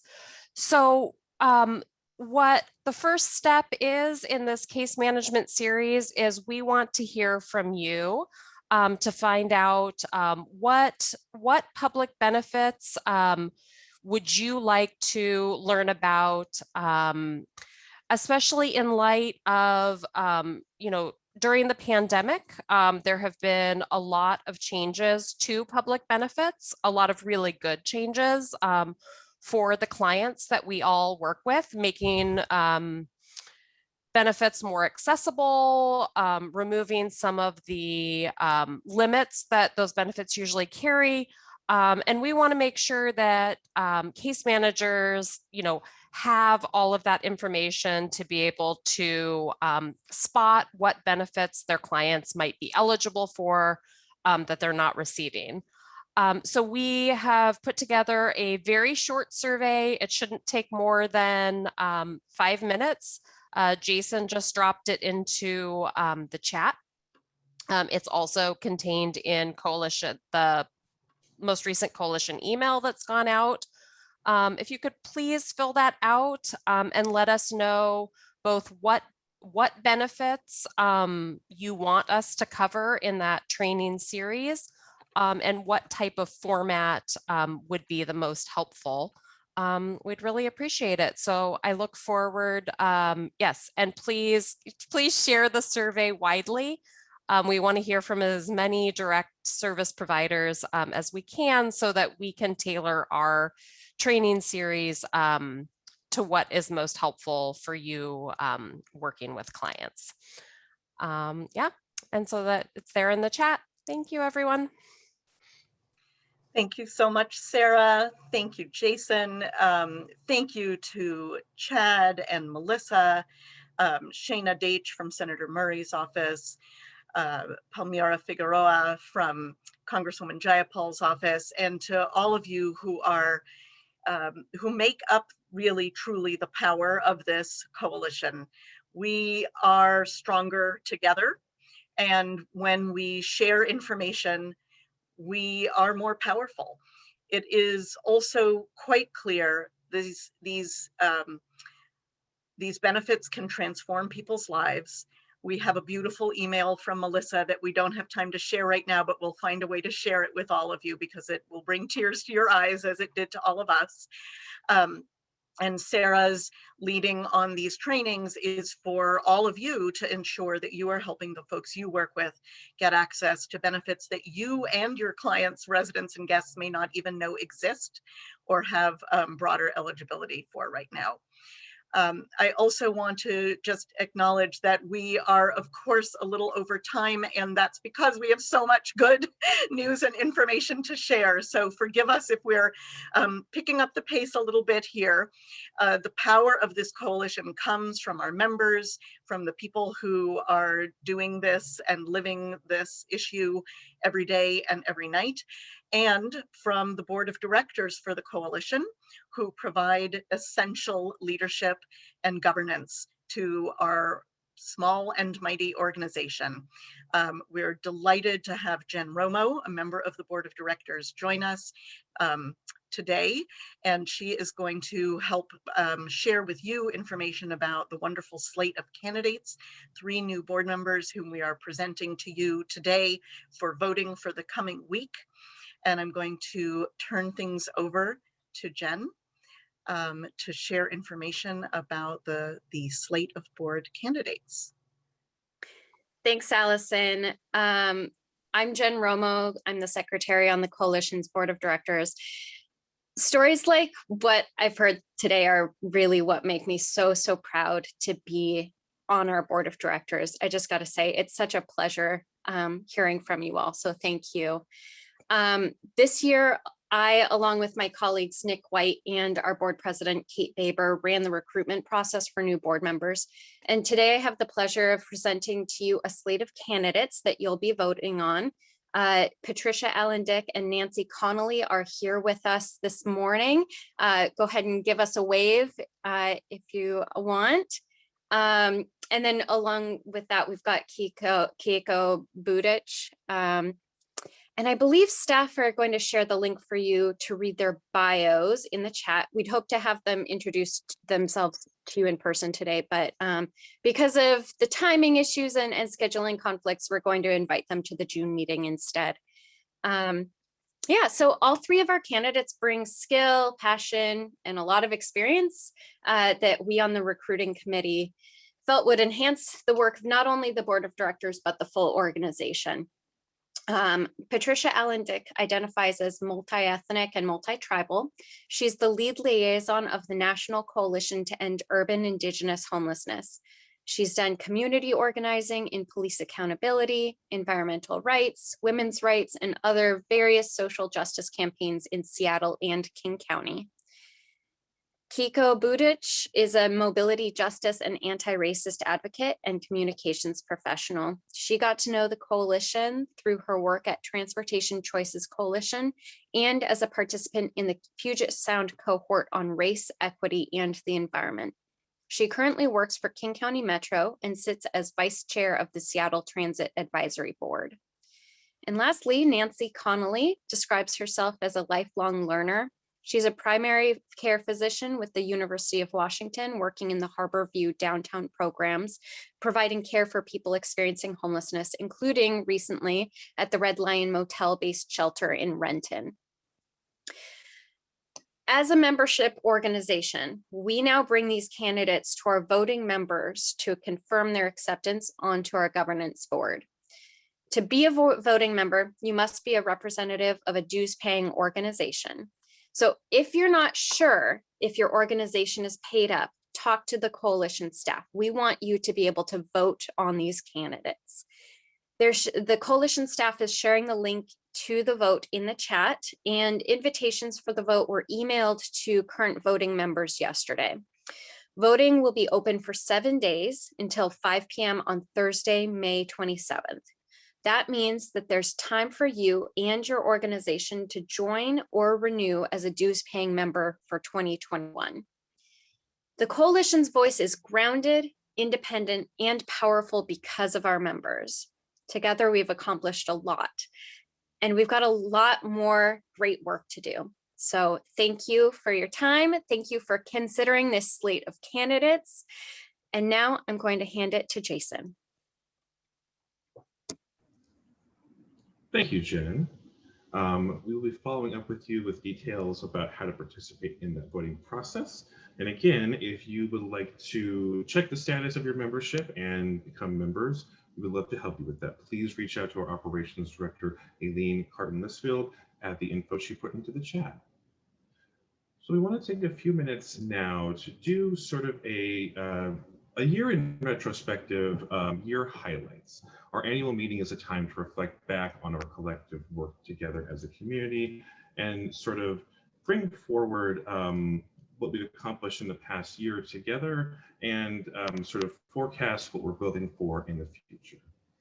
So if we could pull up, thank you.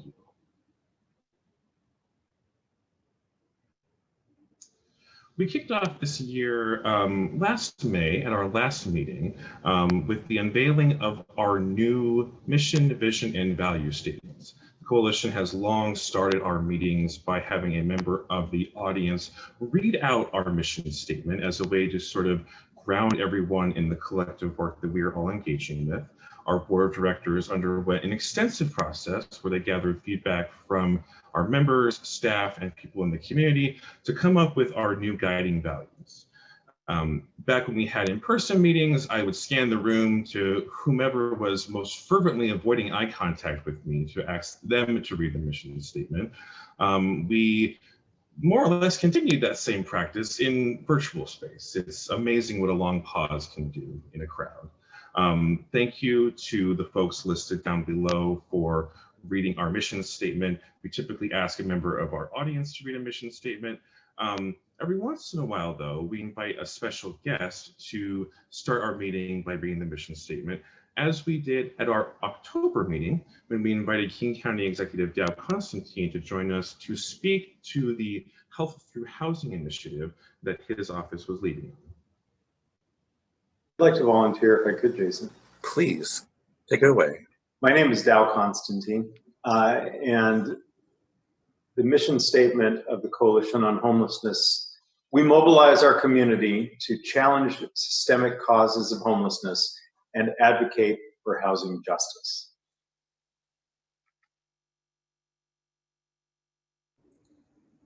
Which really kind of set the tone for a year of advocacy that included some pretty extraordinary wins on the local level that Allison will touch on. I'd like to volunteer. Thanks, Jason. I don't know why, but for some reason, it just really amuses me and delights me to hear Executive Constantine reading the mission statement. So as Jason said, we remember the before times, which we hope, thanks to vaccine and good public health practices, we will be returning to, when we could do things like hold a rally on the plaza of the Seattle City Hall. You will recognize City Council Member Teresa Mosqueda there with our members and colleagues and allies, OPEIU Local 8, SEIU 1199 Northwest, staff from many, many organizations. This was a rally around our Adjust for Inflation campaign to increase the Human Services Department's contracts to keep up with inflation. Such a radical thought. We chose this image because it shows some of the wonderful faces and people and the collective power that we have not been able to capture photographs of during this pandemic year plus. But we also have to remind ourselves of some extraordinary, extraordinary victories through individual and collective action, and victories that have been won in the last 12 months. In the last 12 months at the City of Seattle and at the King County level, we together have been part of securing two significant new sources of revenue. The Jumpstart Seattle corporate payroll tax, which was passed, I had to look it up to remind myself, in July of 2020. That is a corporate payroll tax that we believe will generate something like $214 million a year, some of which is dedicated to immediate COVID-19 relief, including for immigrant and refugee and small business members of our community, and for housing and homelessness. Sadly, at the moment, the Chamber of Commerce has filed a lawsuit, so that is not resource that we can draw upon in our community, but we hope that that lawsuit will be resolved. And then in King County, again, something that truly in part became possible because of the heightened awareness, thanks to, although it pains me to say it, the COVID-19 pandemic, the heightened recognition in the aftermath of the murder of George Floyd and many other people, of the racial disparities and the profound need for racial reckoning in our community. It became more possible than people had previously thought to do something like pass a modest sales tax increase in King County which the King County Council passed in November of 2020 to create the Health Through Housing Initiative. This initiative is going to generate and is already generating what is anticipated currently to be about $59 million a year that will help to provide new homes for 1,600 members of our community who are currently experiencing chronic homelessness or are at risk of chronic homelessness. This is work that is ongoing. You all work to help pass House Bill 1070, which made it possible just a short while ago to begin the purchase of properties, hotels, motels, and other buildings that can immediately become what's being referred to as emergency housing and will ultimately provide permanent supportive housing, including the capital, the operating, the services dollars. And we're all thrilled to recognize that King County purchased the first hotel, the Inn at Queen Anne, just last week. And there are, I'm thrilled to tell you, some 800 rooms in process of acquisition in buildings around King County. Again, as we know, our work continues. We need to ensure that communities welcome with open arms the people and the resources and the safety and housing that these Health Through Housing buildings represent. And there's an awful lot of work ahead there. We're hopeful that Representative Cindy Ryu, who led on the authorizing legislation in the legislature this past session, will join us also in June, pardon me. And I just want to recognize that on the right side of the slide, we've tried to enumerate some of the many ways that our members contributed to securing these victories. This is not small, you guys. This is huge. We know that no single source of revenue is adequate, that we are going to need to provide multiple sources of funding to regroup following the COVID-19 pandemic, but also to respond to the drastic lack of affordable housing and supportive services across our whole community that existed before the pandemic. So thank you all for the attention to what it takes to pass this legislation. We're moving into, in the Health Through Housing, in the case of Health Through Housing, the implementation of this project. There's a lot of detail there that I won't take time to go into now, but we'll cover it in future meetings. And sending it back to the rest of the staff for the rest of our highlights reel. Thank you, Allison, for that. We also wanted to take some time to appreciate all of you for speaking up during this state legislative session, as well as helping us kick off our Speak Up pop-ups. The state legislature this year was completely virtual, and we really had an opportunity to take advantage of that and create a virtual community that could come together and talk about what's happening at the state legislature while still remaining safely apart. We were really happy to see many of you at so many lobby days. So the Housing and Homelessness Advocacy Days put on by the Low Income Housing Alliance, as well as our Poverty Action Network's MLK Day, Lobby Day, which we had great times at both of those. And then I also wanted to just thank all of you for, even if you were not able to attend any of those events or workshops, we still had a really broad engagement countywide, and we're incredibly grateful for that. And we passed many, many laws. So it's about 480 of you all spoke up, and collectively we sent over 1,300 emails to lawmakers. And that is just using our platform. So that doesn't include other platforms that folks have used or individual phone calls or emails sent. So thank you all. We really value collective action. And thank you for those who were big parts of our Speak Up pop-ups. We hope to, of course, do some more advocacy workshops in the future, but I wanted to kind of pass the microphone for a little bit and pass it over to Kenzie Youngmark, who was a really, really big part of our pop-ups and just was such an incredible voice and advocate. So Kenzie, if you're on the call, if you'd like to unmute yourself and just say what was it like to advocate and speak up and attend these workshops as a service provider? Yeah, good morning, everybody. Thank you, Selena. I'm Kenzie Youngmark. I'm a housing case manager at True Hope Tiny House Village. I work with Low Income Housing Institute. And I am such a big fan of these Speak Up pop-ups and the coalition, obviously. I started initially not knowing very much about legislative advocacy, and I'm also a new resident to Seattle.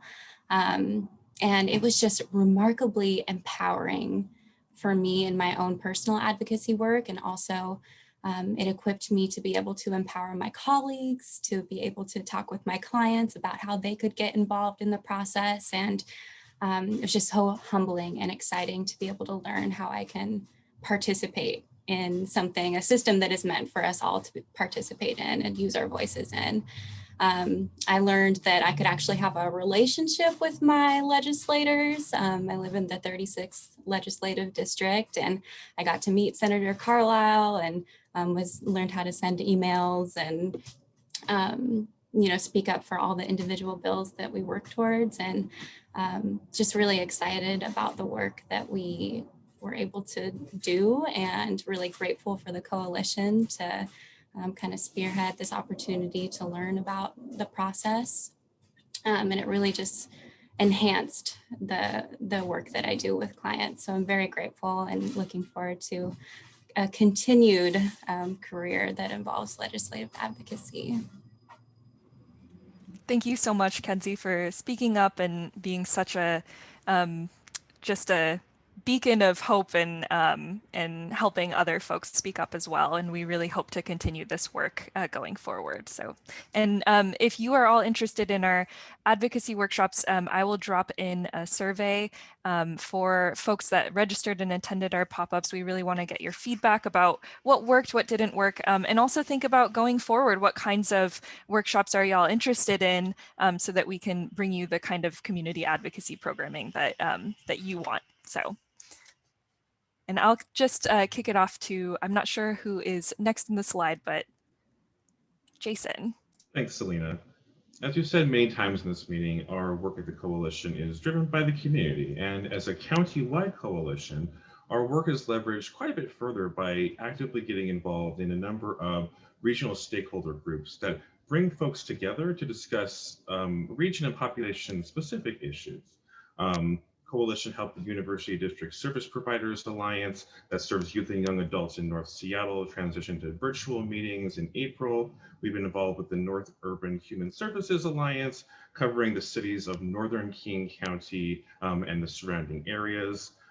This slide here represents some, but certainly not all of the organizations we've gotten closer to as a result of our engagement in these meetings. I want to call out two of these groups in particular. The South King County Forum on Homelessness is a group that we co-convene with staff from the City of Auburn Human Services Department. We're joined by Joyce Scott, who has been incredible at shepherding these meetings over the past few years. Joy, do you want to say a little bit about what these meetings are like and how folks can get involved? Absolutely. Thanks so much, Jason. And I definitely want to take this opportunity to thank the coalition for your leadership and continued partnership in South King County in particular, and with this particular group of the South King County Forum on Homelessness. So we convene a group for service providers that meets monthly, and it's really meant to provide space for folks for networking and training and resource sharing and just being able to build those connections. The group has been going on for over a decade at this point. I've only been involved for the past 6 years or so, and we have our amazing providers in South King County to really thank for keeping this group going and being committed to continue those relationships and share those resources. So if you work in South King County, we hope to see you at our meetings. We meet on the first Wednesday of every month from 9 to 10:30. I'm going to put my email in the chat. And our next meeting is on June 2nd.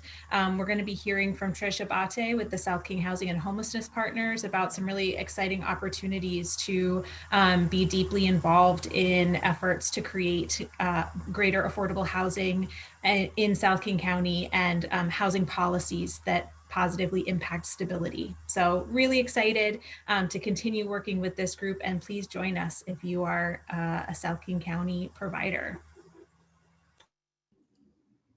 Thank you, Joy. Again, our next meeting is Wednesday, June 4th, starting at 9. Please email Joy or myself if you would like to be added to the email list. Another group, oh, sorry, not quite yet. Another group that we work with is the Eastside Homelessness Advisory Committee that gives us a voice and a perspective into the issues affecting service providers in East King County. That group is currently co-chaired by Deidre Clayton with Sophia Way, who is going to say a few words about what those meetings are like. Oh, thank you, Jason. And I'm just super honored to even be a part of this. And you bring so much when you come to the meetings. EHAC, AKA Eastside Homeless Advisory Committee, is made up of funders, advocates, community members, all working together to address homelessness specifically in East King County. It started around 2006. What's really awesome about it is it really offers an opportunity for providers, especially, to highlight what need they're seeing and what gaps they're seeing, and really have that direct and super transparent conversation about that. We meet on the first Thursday of every month. So we like to do things on the first things of every month. And it's from 10:30 to 12:30. We're really right now focusing on what is EHAC, making sure that we're bringing in that lived experience and what's happening with COVID. And also what's happening, Jason, again, brings in so many resources. If you want my information, I will, if you want to attend, I'll put my email in there. I also lead this with Leslie Miller from Kirkland. Thank you so much. I hope you all have a wonderful day. Thank you, Deidre. These groups were meeting prior to the pandemic and made the switch to virtual space. The work marches on. We could go to the next slide, please. Despite the pandemic, people are still in need of the basic services that we've all been fighting for a very long time: transportation, food, cash, and representation. Despite the barriers of the pandemic, the 2020 census was still conducted in our community. We want to give a thank you to United Way of King County for partnering with us, and for all of our members who were really engaged in disseminating information about how that count was conducted. We're also proud to see King County Metro move forward with their annual subsidized pass program, providing no-cost ORCA cards to very low-income folks in the community. This is a long-time effort that the coalition has been a part of, alongside some of our other partners in the community, such as the Transportation Choices Coalition, Puget Sound Stage, One America, the Transit Writers Union, and many other that I'm surely forgetting. And kids still need to get fed. And despite the pandemic, the USDA created a program called Pandemic EBT Benefits to make sure that folks were still getting the value of their school meals. We really want to thank Northwest Harvest, the Washington Anti-Hunger and Nutrition Coalition, as well as Building Changes, for being really excellent advocates of that program and helping us communicate to you, our members, how this program rolled out in the community. And much like these initiatives, the Coalition's Case Manager Training Series also marched on. COVID be damned.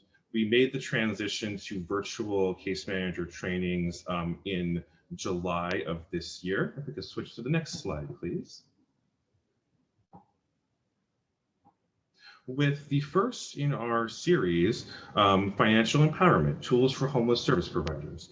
This was a collaboration between us and the housing case management staff at HopeLink that has blossomed into a really robust and fantastic and still ongoing training series. We're joined by Stephanie Page with HopeLink to say a little bit about that. Stephanie, thanks for being here. Can you tell us kind of how this came together and what you all have plans for in the future for this? Absolutely. Thanks, Jason. So HopeLink applied to be a cohort member for the Your Money, Your Goals training program about 2 years ago. And we were all set up to start our training last March when the pandemic hit. So we quickly had to shift and figure out how we were going to do this training series. and weren't really sure how that was going to work out. But then Jason reached out to Donna, who's our financial coach, and proposed that we get together to put a series together. And that really gave us the motivation to get going and figure things out. So we've been doing one training a month, like Jason said, since last July. Our next one is next week, and it is on credit reports and scores. It's next Wednesday, and we have our final one in the series on June 23rd, which will be about choosing financial products and services and protecting money. And we are also going to be focusing on trying to do an additional bonus training that's focused on financial empowerment with an equity, diversity, and inclusion lens. One other thing that we're working on right now is a partnership with King County Libraries, their Invest in Yourself classes. And we're running a credit series that will start again October 7th, and it will be a 3-week series starting at 7 p.m. So that is what we're up to. Wonderful, Stephanie. Thanks for being such excellent community partners on this. Just to briefly touch on, we also have been building off of that work and offered a tax filing 101 workshop. That series has ended, but we did record that training, and we will make that link available in the follow-up email. And we also hosted, as we do most years during back to school time, our Helping Homeless Students McKinney Vento 101 workshop. To equip family service providers with some basic tools and information to help advocate on behalf of their clients. That case manager training has always been a part of our Project Cool for back to school body of work, which I believe Sasha is going to touch on. But first, I'll pass it to Selena. Thank you. Yeah, thank you for, we just wanted to highlight the voter registration and education work that we did this past fall. We experienced a number of different challenges due to COVID-19, and yet we still had many sites as well as many volunteers who were really interested in making sure that people knew their voting rights and had the information they needed to register to vote and cast their ballots. So I'm not sure if any of our volunteers are on the call, but thank you so much. And thank you to all of the sites that hosted us. I also, just was in community yesterday at Recovery Cafe doing some voter registration work. And I'd like to pass it off to Rachel from Recovery Cafe to kind of discuss our voter registration work in community and what that means to the people you serve. Hi, Selena. Thanks. Good to be here today. So we started our registration outreach at the cafe last summer in July at our monthly resource fairs in preparation for the August primary and also for the November general election. And the coalition put together a really amazing voter guide that we use, which addressed a lot of important issues. So many folks assume or have been told that they can't vote because they aren't housed or because they were formerly incarcerated, which isn't true in most cases. So our goal was really to increase awareness of voter eligibility and decrease the barriers to both registering to vote and voting itself. So over the past year, really, Recovery Cafe staff members, volunteers, and coalition staff people have helped our community members, many of whom are unhoused, like actually fill out their registration and walk them through their voting plan, especially back in the fall and summer. So whether that was filling out their ballot that was mailed to them, like helping them figure out what address they were going to use to get their ballot, or going in person, like when they were going to go, how they were going to get there. So figuring out all these details so people can feel confident and comfortable in their voting process. And like we recognize that voter registration isn't something to say for right before elections. And so we've been super lucky to work with the coalition and have them join us at our monthly resource connection days for the last several months. So we had Selena there yesterday, we've had Jason in past months, and they have come and shared information on upcoming elections, how to register to vote, making sure folks know that they are eligible and making sure they can claim their political power and use their voice. So that's been really great, and really grateful to work with the coalition on that. Thank you, Rachel. And just as a note for everyone on the call, we are going to be ramping up our voter registration work in summer and fall. And so we are going to reach out to see what we can do to help support your staff and the people that you serve to make sure they understand their rights and feel not only are they able to register to vote, but also feel empowered to vote and cast their ballots. So you'll probably be hearing from me shortly. And I'll just pass it off to Sasha. Thank you, Selena, and thank you, Jason. As Jason mentioned and hinted that one of our highlights this year is, of course, Project Cool. Project Cool for Back to School is our program in supporting families and students experiencing homelessness to be able to have supplies and tools to return to school.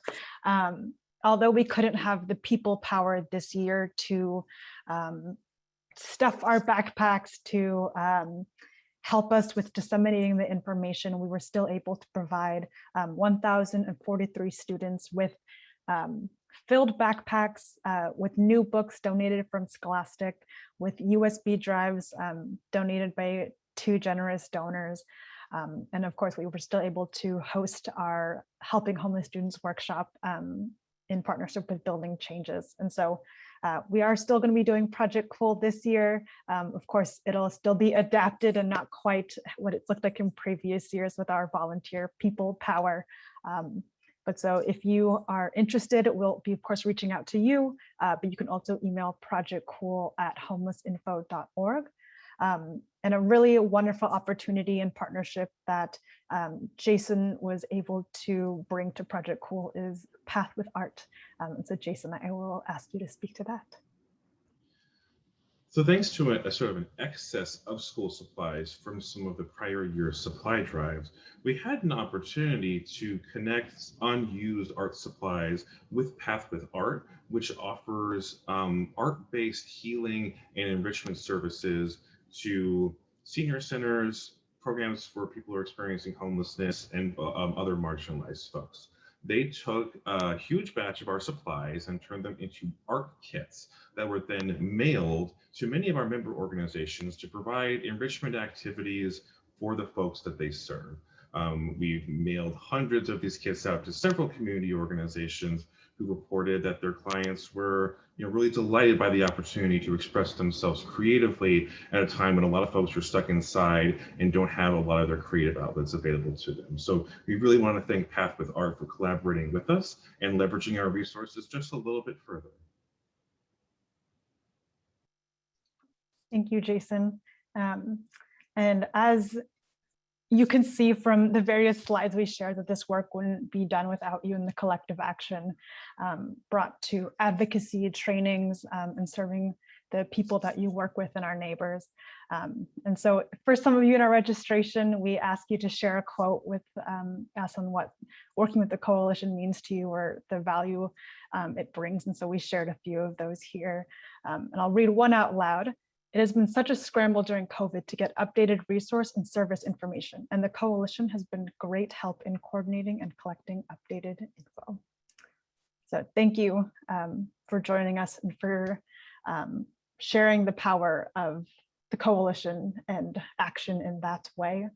We wanted to take a moment to very much acknowledge that while our work is rooted in membership and community and people power, that for all of us, there's been a beacon of strength and hope.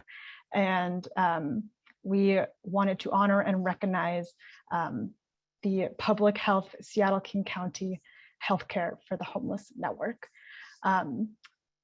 Healthcare for the Homeless Network, from the beginning of COVID, from their Tuesday, Thursday Q&A calls, the Wednesday 2 p.m. calls, bringing us timely information, answering all the various questions that our service providers have had, the coalition has asked for and to help disseminate, to gathering insight to make sure that the materials are exactly what our people need, Of course, the Real Talk series recently in allowing folks to comfortably and safely speak to what getting a vaccine means to them, or just questions and reasons for hesitation, and recognizing that at this time, getting a vaccine is not for everyone, and how that looks in an equitable response to ensuring that people have the information they need to safely make that decision. Of course, we just want to thank you all so much. I'm just going to share just one last little thing that we have just as a virtual token for all of you. And so we have list here some of the names of the Healthcare for the Homeless Network staff: Annaline, Shantae, Denise, Jessica, Idabel, Janelle, Jody, who is joining us. Hello. Idabel, hello as well. Catherine, Kim, Lee, Michael, Nora, Rika, and Simone, thank you for being here. There are a lot of names on here that are also playing a huge role, which includes the environmental team, the heart team. We have Marta, Dr. Lukoff. There are a lot of folks who are not with the Healthcare for the Homeless Network team, but we really appreciate what you've all brought to us in the community and the people we serve. And so I invite you, Simone or Jody or Idabel, we would love to give you a moment to speak and just say thank you very much. Sure. Hello, everyone. Let me introduce myself because I'm new, relatively new. My name is Suman Andu. I am the regional health administrator, work with the Healthcare for the Homeless team. It's nice that you added my name to the list, but honestly, all the credit goes to the amazing team and the members that you listed on the slide before. So I'm extremely, on behalf of the Healthcare for the Homeless team, I'm extremely thankful and grateful. Thank you so much for recognizing the work that this amazing team has done. I've only been here for a little bit over a month, and I definitely echo the same sentiment. But I do also think that, all of us and everyone in this group have been doing this amazing work, and it truly takes a village, to take care of our community members experiencing homelessness. So we, as the Healthcare for the Homeless team, are grateful and thankful to be alongside everyone, who are combating homelessness and providing services to the most vulnerable people in our community. So thank you for that. We definitely are grateful, and it feels good to be recognized, but all the credit goes to the team. So I also join you in recognizing their amazing work. Overall, we are still heavily involved in our COVID response work, from education to vaccination and still testing. I know you mentioned the Real Talk series. Shout out to Shantae and to the rest of the team for putting that. And so we're still heavily involved in that. But at the same time too, as things start to open up, and I feel like, the team and the work that they do evolves and kind of changes, but it's still heavy in many ways, because we still are adapting to new challenges that we've never faced, and so we're still in that. But on the other end, we're still dealing with other outbreaks like the Shigella, crypto, and regular challenges that are, people experiencing homelessness, faith health-wise in the community in a different setting. So that's still going, and we're still maintaining the job that each one of us have outside of COVID. But I do want to highlight that, in every conversation I've been a part of, the team is still committed. And when we talk about equity, social justice, it is at the center of everything that we're doing, right? And really, like, the Real Talk series part was just a part of this ongoing conversation internally to look at in what ways can we better at doing that work, but also externally. In what ways can we extend our partnership, to South King County, for example? How do we address gang violence, gun violence as a part of the harm reduction model, So there's a lot of great conversations happening overall, and it's a passionate, amazing team that I'm fortunate to be a part of. And so I just wanted to highlight some of the work that's happening in the conversations. And then the other part is as we begin to look at the light at the end of the tunnel of this long COVID, quote unquote, nightmare that we all have been going through,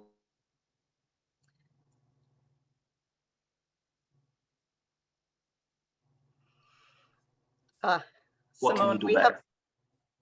have, Simone, I don't know if you can hear, but we have had a little interruption in Yeah, the connectivity for you. And also, I am so sorry to say that we must move our busy agenda on. But no worries. Thank you No so worries. much, Simone. Thank you, No worries. Jody. Thank you all. Appreciate it. Thank you, Ida Bell. Thank you, Janelle. And really our heartfelt appreciation to all of you. The increased importance of public health in the public's understanding of homelessness is one of the small and significant bright spots in the COVID-19 pandemic. And we know that your work will continue to be vital into the future. I am going to do the very difficult thing of briefly, but with great feeling, doing one last piece of our agenda, which relates to staff appreciation. Oh, but we actually have a member appreciation piece as well. I think I just lost track of where we are in the agenda. Aline and Sasha. Yes, thank you. No worries. Thank you. We, in addition, of course, to our Healthcare for the Homeless Network partners, we wanted to take a moment to thank all of you. That being our work is again powered by our members, our partners, and we want to thank you for your essential work. We have this beautiful design from Jen at Creative Devs, which is a local BIPOC owned artist and development team. And so they created this work specifically for the coalition and to be able to share with all of you. And we think that it beautifully represents the coalition's power and advocacy. And as a token of our appreciation, I will ask Aline to drop the link in the chat in which we are inviting folks to choose how they would like to receive this print, whether that be digital or mailed. And we also are offering a $5 gift card to a sweet treat option, being either Hood Famous Bakery or Pickney Cookies. So it's just a token of our appreciation to say thank you so much for your work. And that's, yeah, I will pass it back to Allison then. Thank you. Thank you, Sasha. So we appreciate all of you. We thank you for your essential work. And I'm going to briefly, but as I said earlier, with deep emotion, thank two of the members of our small and mighty staff team here at the coalition. Sasha Koberling, whom you just heard from, has been with the coalition for just under 2 years. And we're so grateful for the remarkable work that Sasha has done. We all know always behind the scenes does not mean smaller importance. And Sasha has just now been promoted. So you'll see her new title, which reflects additional responsibilities and work to lead pieces of the coalition's work forward. She is now our Operations and Development Associate. So congratulations and thank you to Sasha.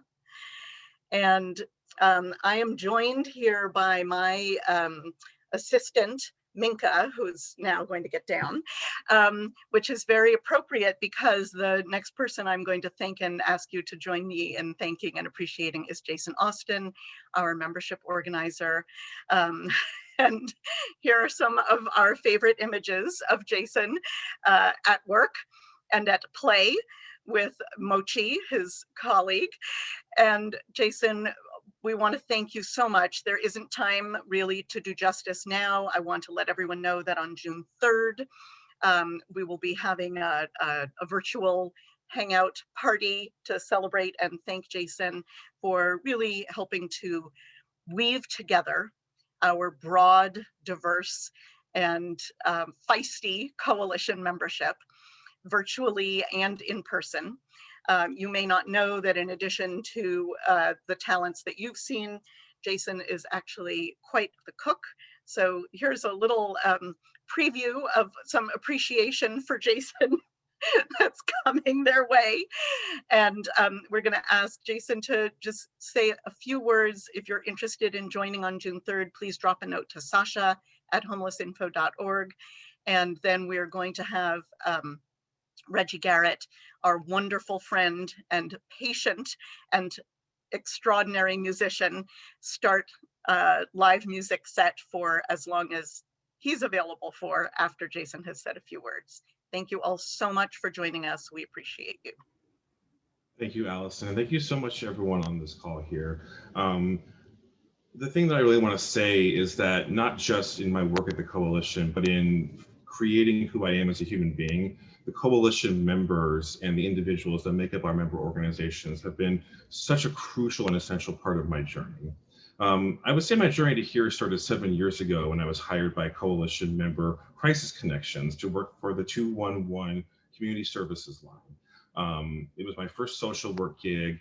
I remember attending my first lobby day as an adult, February 11th, 211 day, where I shared reflections from what I had been hearing over the phone with lawmakers that I met with. I remember then going back to my supervisor the next day and saying, have we ever used this phone room to do like a phone bank for like a political cause? They looked at me and they said, that never occurred to us, but that's a cool idea. I helped put together the first ever phone bank for the King County Best Starts for Kids levy back in 2015, which is up for a renewal this year. After a couple of years as the housing specialist on staff there, I then got hired by Catholic Community Services to work for the Housing and Essential Needs Program. Born out of the ashes of the Disability Lifeline program, HEN was an excellent benefit that was hamstrung by far too restrictive eligibility criteria that caused clients to wait for a long time to get approved to only then be kicked off of the program. One of my clients who had this happen to them was an individual named Nicholas, who I referred to Solid Ground on the off chance that they might be able to offer him some sort of legal assistance. He was fortunate enough to get paired up with an incredible staff person named Sara Robbins, who elevated his case to the point where it actually inspired a piece of legislation to change the eligibility criteria for the HEN program to allow him to maintain his benefits. That bill was introduced by Representative Nicole Macri, who I was skeptical of until I learned that she worked for the Downtown Emergency Service Center. Again, another coalition member. After a couple of years of doing a lot of statewide legislative advocacy work with the HEN program, I was hired on by the coalition. And one of the first meetings that I had when hired was with a couple of housing case managers with the HopeLink team. I was really just kind of getting my bearing here when COVID-19 happened. I did not take to the work from home transition well, as staff may recall, and I really kind of floundered to figure out what to do next. The Financial Empowerment Case Manager Training Series that we ended up launching gave me that direction, that guidance, and through a lot of trial and error, we figured out how to bring compelling content to you all through that collaboration. I am the person that I am today because of the members of this coalition. And, you know, while I advocate for systems change, I don't always necessarily put a lot of my faith in institutions and in power. I put my faith in people. And I put my faith in everyone who has given their heart and soul to this organization to power this work. I am going to remain in community, so I am sincerely hoping that I will continue to stay in touch with all of you as this work will continue on for many years. We are going to have a Zoom drop-in celebration on Thursday, June 3rd. We'll follow up with those details later. And again, thank you from the very bottom of my heart for giving me the opportunity to do what I do.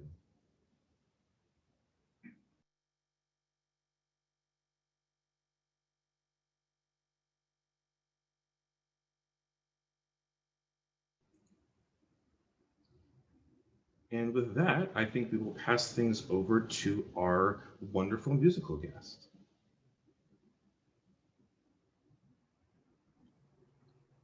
Thank you, Jason, and Reggie, thank you so much for joining us from your beautiful green room. We are aware that we have cut into your time. You understand why.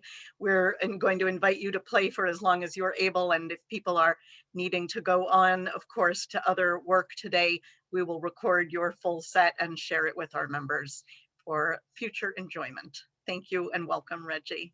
It's a pleasure to be here. Can you hear me okay? Yes. Hear my guitar all right? All right. I will get started.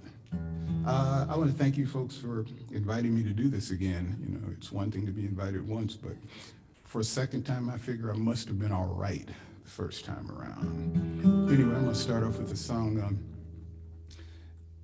Unfortunately, it seems like I'm starting to feel like I'm never going to be able to retire this song. So it's based on events from the past couple of days.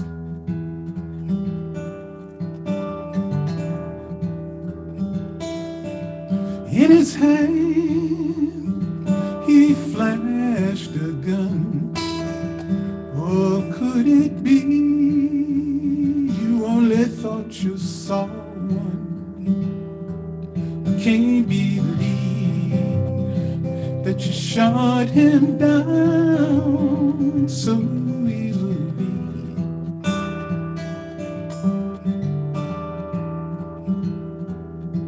Just trying to make his way back home, so far away, so far away.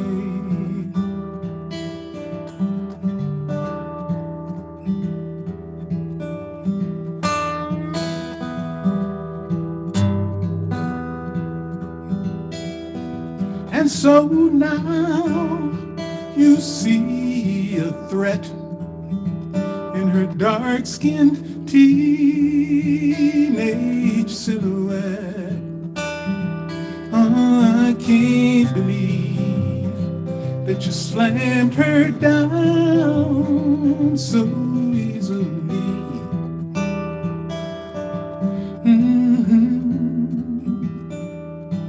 Just trying to make her way back home, so far away, so far away.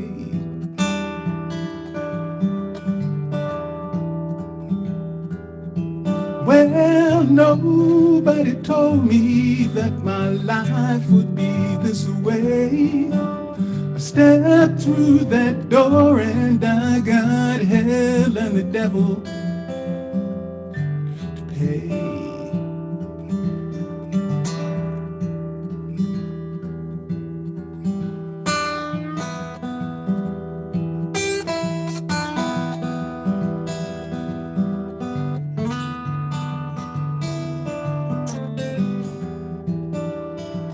I can't believe that you took their lives so easily.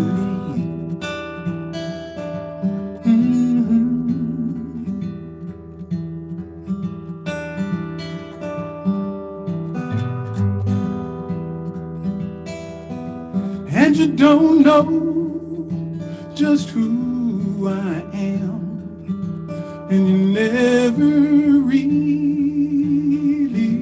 gave a damn. Still, I can't believe that you shot me dead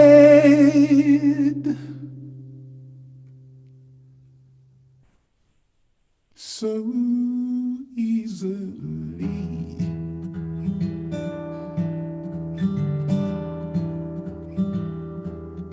So now my song fades so far away, so far away.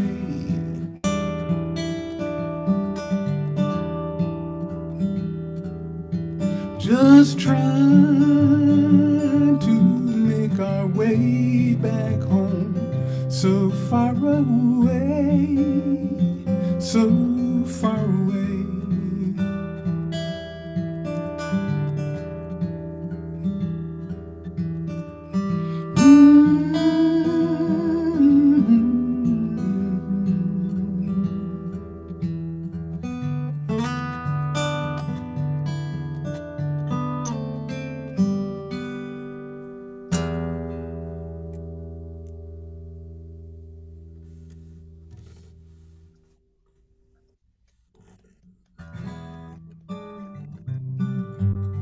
So is everything all right? Is the balance okay? Anything need to come up, go down? Sounds good? Thanks. Good to know. We'll do a song about a young woman named Ruby.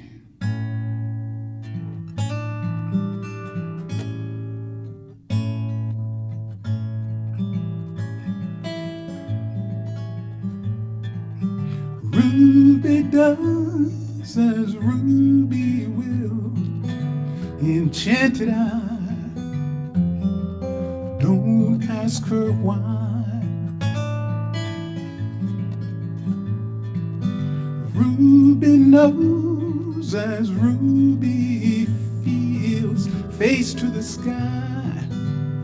She's ready to fly.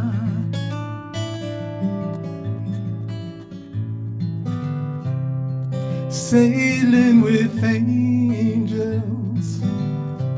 She's sailing with angels. So high, she's gonna fly away.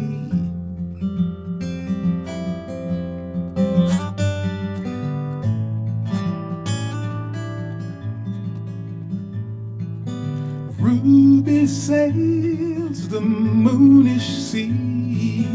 Show me your garden and all your mystery.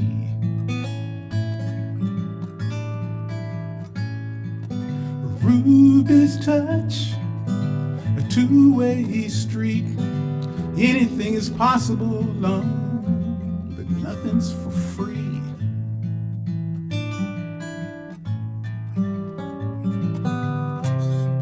Sailing with angels. She's sailing with angels. So high, she's gonna fly away.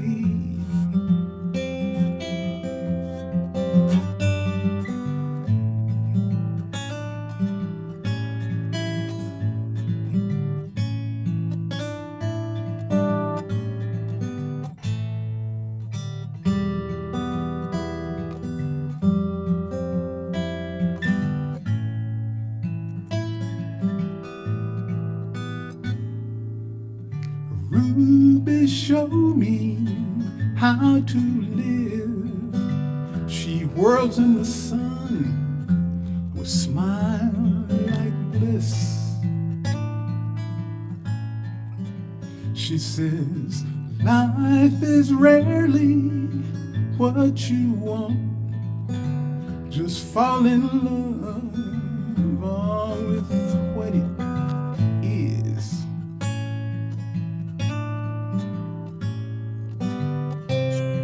Sailing with angels.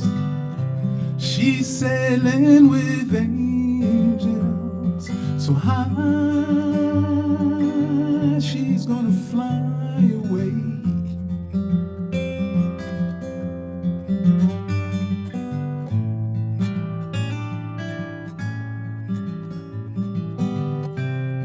Sailing with angels. She's sailing with angels. So high, she's gonna fly away. Gotta go home.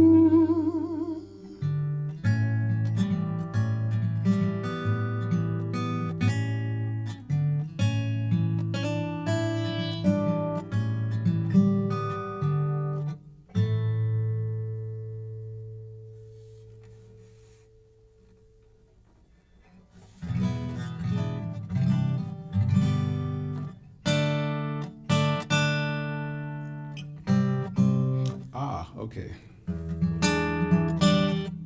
This is it's a new one. I actually did it, finished it in time for Folklife Festival this year and got the thing recorded and sent off to them, and they're gonna show it on their premiere channel. But you guys, I think this is gonna be the first time I ever played it live for anybody. So you actually get the real premiere. Don't tell them, don't let them know. My sister's daughter, my niece, is having a baby. She decided to name him Luca. And at one point we were talking, she asked me if I would try to write something to let Luca and kids like him know what to expect, how to make their way through the world. So I decided I'm gonna write a series of songs, and this is the first one. It's called Fly Away.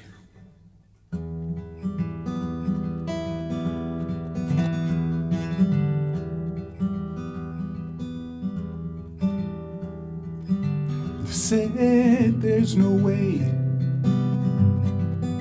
your kind's not allowed here today. So fly away, you must fly away back to where you come from. A tear in her eye when they told her, don't you even try. Just fly away, you must fly away back to where you belong. And we've climbed all our lives through pain and strife and heartache and promises broken, lies that were spoken to keep us all apart. A sign of the times, other kinds need not apply. Just fly away, you must fly away.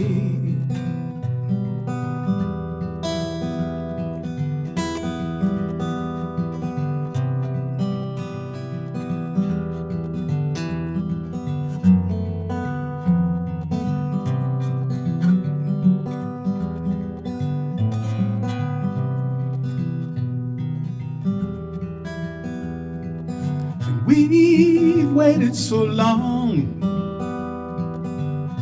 for this old song to end and another begin. A new story, my friend, where the love never ends.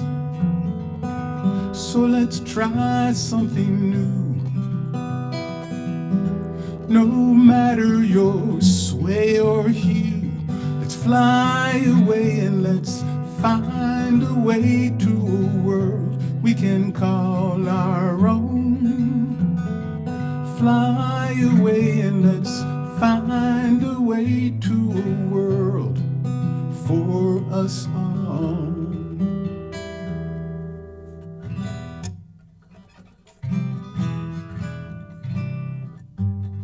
I have to tell you, since the pandemic started, I've done actually a fair number of live stream concerts. And I have to tell you how weird it is.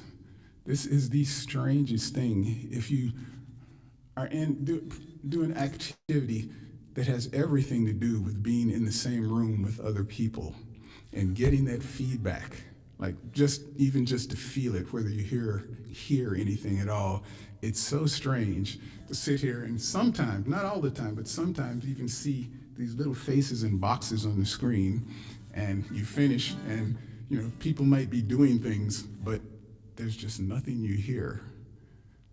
I don't know what this is going to do to me for the long term. I might need counseling. Anyway. You're beautiful. Thank you. Back on my tear. I wrote this during the pandemic, actually, it was right before it started, and it had everything to do with the politics of the last 4 years under our previous administration.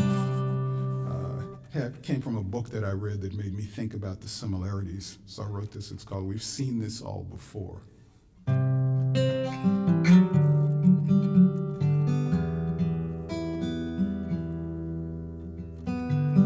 They stole my child, took her away.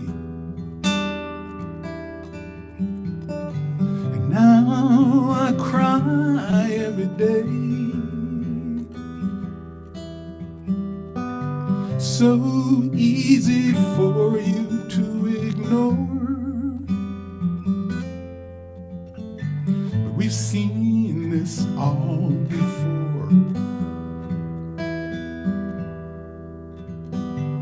Well, they locked us in, threw away the keys, bestowed their cruelty so carefree. They had so much to answer for. You've seen this all before.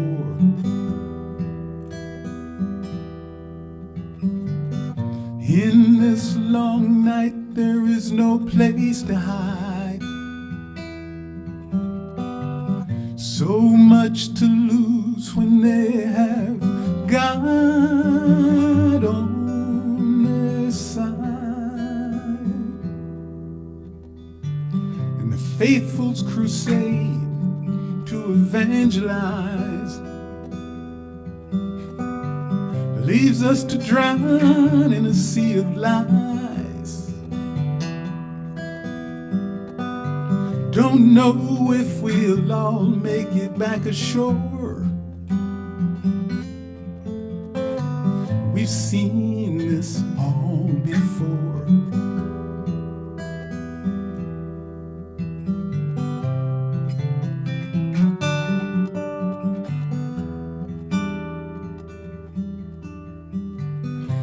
Fear can conquer anyone, it seems. Starve and smother all your dreams. No way to ever rest assured. And we've seen this all before. Nation shuns those despised few. Unclean beliefs, a blasphemous hue. They say, we will purify this land forevermore. And we've seen this all before.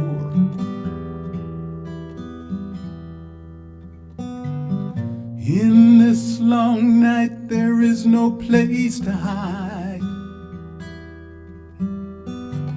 Everything to lose when they have God on their side.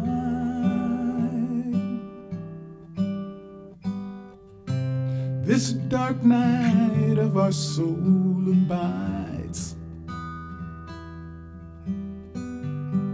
All reason trampled and pushed aside. We just cannot allow this to endure. 'Cause we've seen this all before. Yes, we've seen this all before.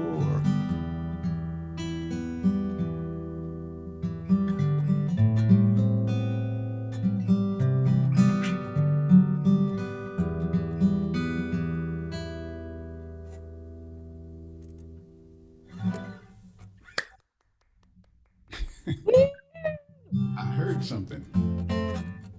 I think I'm gonna do one more, and this is another one. Actually, it's a recent song, and it's something I've been trying to do for a while. You know, I kind of had this thought, and I got a sort of a commission from Seattle Arts and Lectures to do this for a talk that they were giving for the poet who was presenting this thing. So I wrote this thing. So I tried to do something based on the kind of work that he was talking about in his own poetry, and it grew into this thing that was an sort of homage to Stacey Abrams, who's one of my heroes. You know, I think that what she's doing is fantastic, and the country owes her a debt that we can never repay. Anyway, unfortunately, I do it with drum and sometimes bass, but mostly drums. So it's sort of kind of like a poem. I'm going to try to do this and see what it sounds like without any accompaniment at all. But it's called The Ballade de Stacey. It's a story about a young woman who lived down south. One day she looked around her and she realized that the people were very unhappy. They didn't have a whole lot to say about their own lives and how things went. She decided she had to do something about this. So what she did was she figured she'd get into the big game. She'd play her hand, she'd win, and she would spread the wealth around so that everybody had a stake. Her name was Stacy. She went on down to the big game, said, I'm here to play my hand, so deal me in if you'd be so kind. And I know it's strange, but please don't mind my skin. You know it's just what I was born in. Well, she anted up like any man, said, let's do this thing, see if I can get myself that ring. Now, wouldn't that be something, you know? Well, you know, it's those BK boys ran that crooked game owned by Heavy D. Yeah, the big man said, we can't let this woman win. Let's do everything we can to do her in. Yeah, let's see if we could make her a has-been. So let's make sure we use that special deck so there won't be any need to talk about any rope or anybody's neck. At least not yet. Well, you know, Stace lost the game that day, but she said, I have got to find a way to beat these fools at their own game. You know, I got no time to wallow in the blame. You know, you never get anywhere that way. So she traveled the land so far and wide, and by she roused all the people to her side, and that started to turn the tide just a little. Well, you know, the people followed Stace that day, but time and time they were turned away from any chance to play their own hand. She said, you know, I think it's time to take a stand. That's right, against that big man. And he said, well, you know you're reaching way too high. And she said, in fact, we only ever lose when we don't try. So please, don't signify. Well, you know what he did?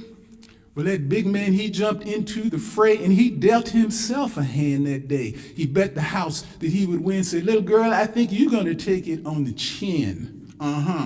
And I just might have to notify your next of kin.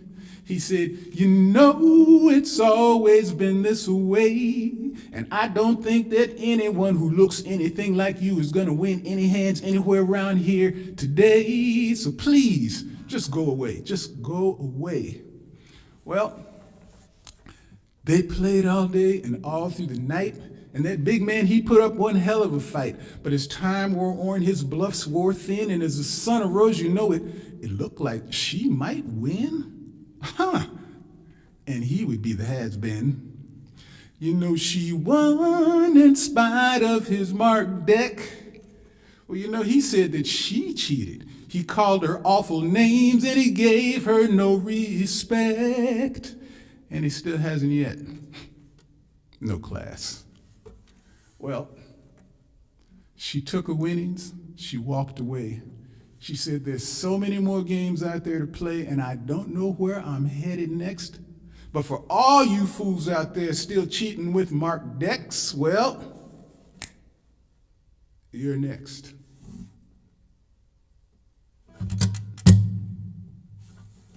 The Ballade de Stacy. I want to thank all of y'all for inviting me to do this. It's been my pleasure. Why don't you unmute so I can at least hear something? Please. I was just going to say, everybody, Thank you. awesome. Thank you. Thank you. Thank you. Reggie, I think we need to let Stacey Abrams see that.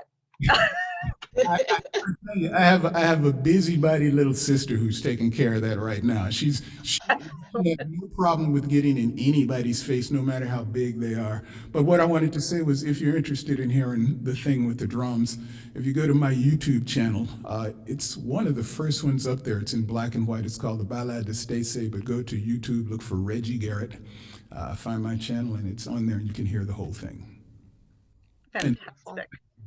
We will do as much as we can to send it out there, and you can tell your little sister we're fans, so we will help amplify in any and all ways we can. I'll let her You know. are a treasure. We're so grateful and honored that you joined us. This was beautiful, sad, terrible, and wonderful, all in one set. You folks are the treasure. Thank you for everything you do. Thank you so much, Reggie. Thank you, everybody who stayed with us. Spread the word about this wonderful person and his powerful music and words. And thanks to the amazing coalition staff who put this on. And is there a band camp? Is there a, where do you buy the stuff? You can go on to, oh my God, it's on Amazon. CD Baby, I know, still has a couple of my CDs left if you want the actual things, but if worse comes to worse, you can always shoot me an email, and I'll be glad to send something. Okay. If you'd rather hear the song, they're out there. iTunes, iMusic, whatever. Great. Thank you so much.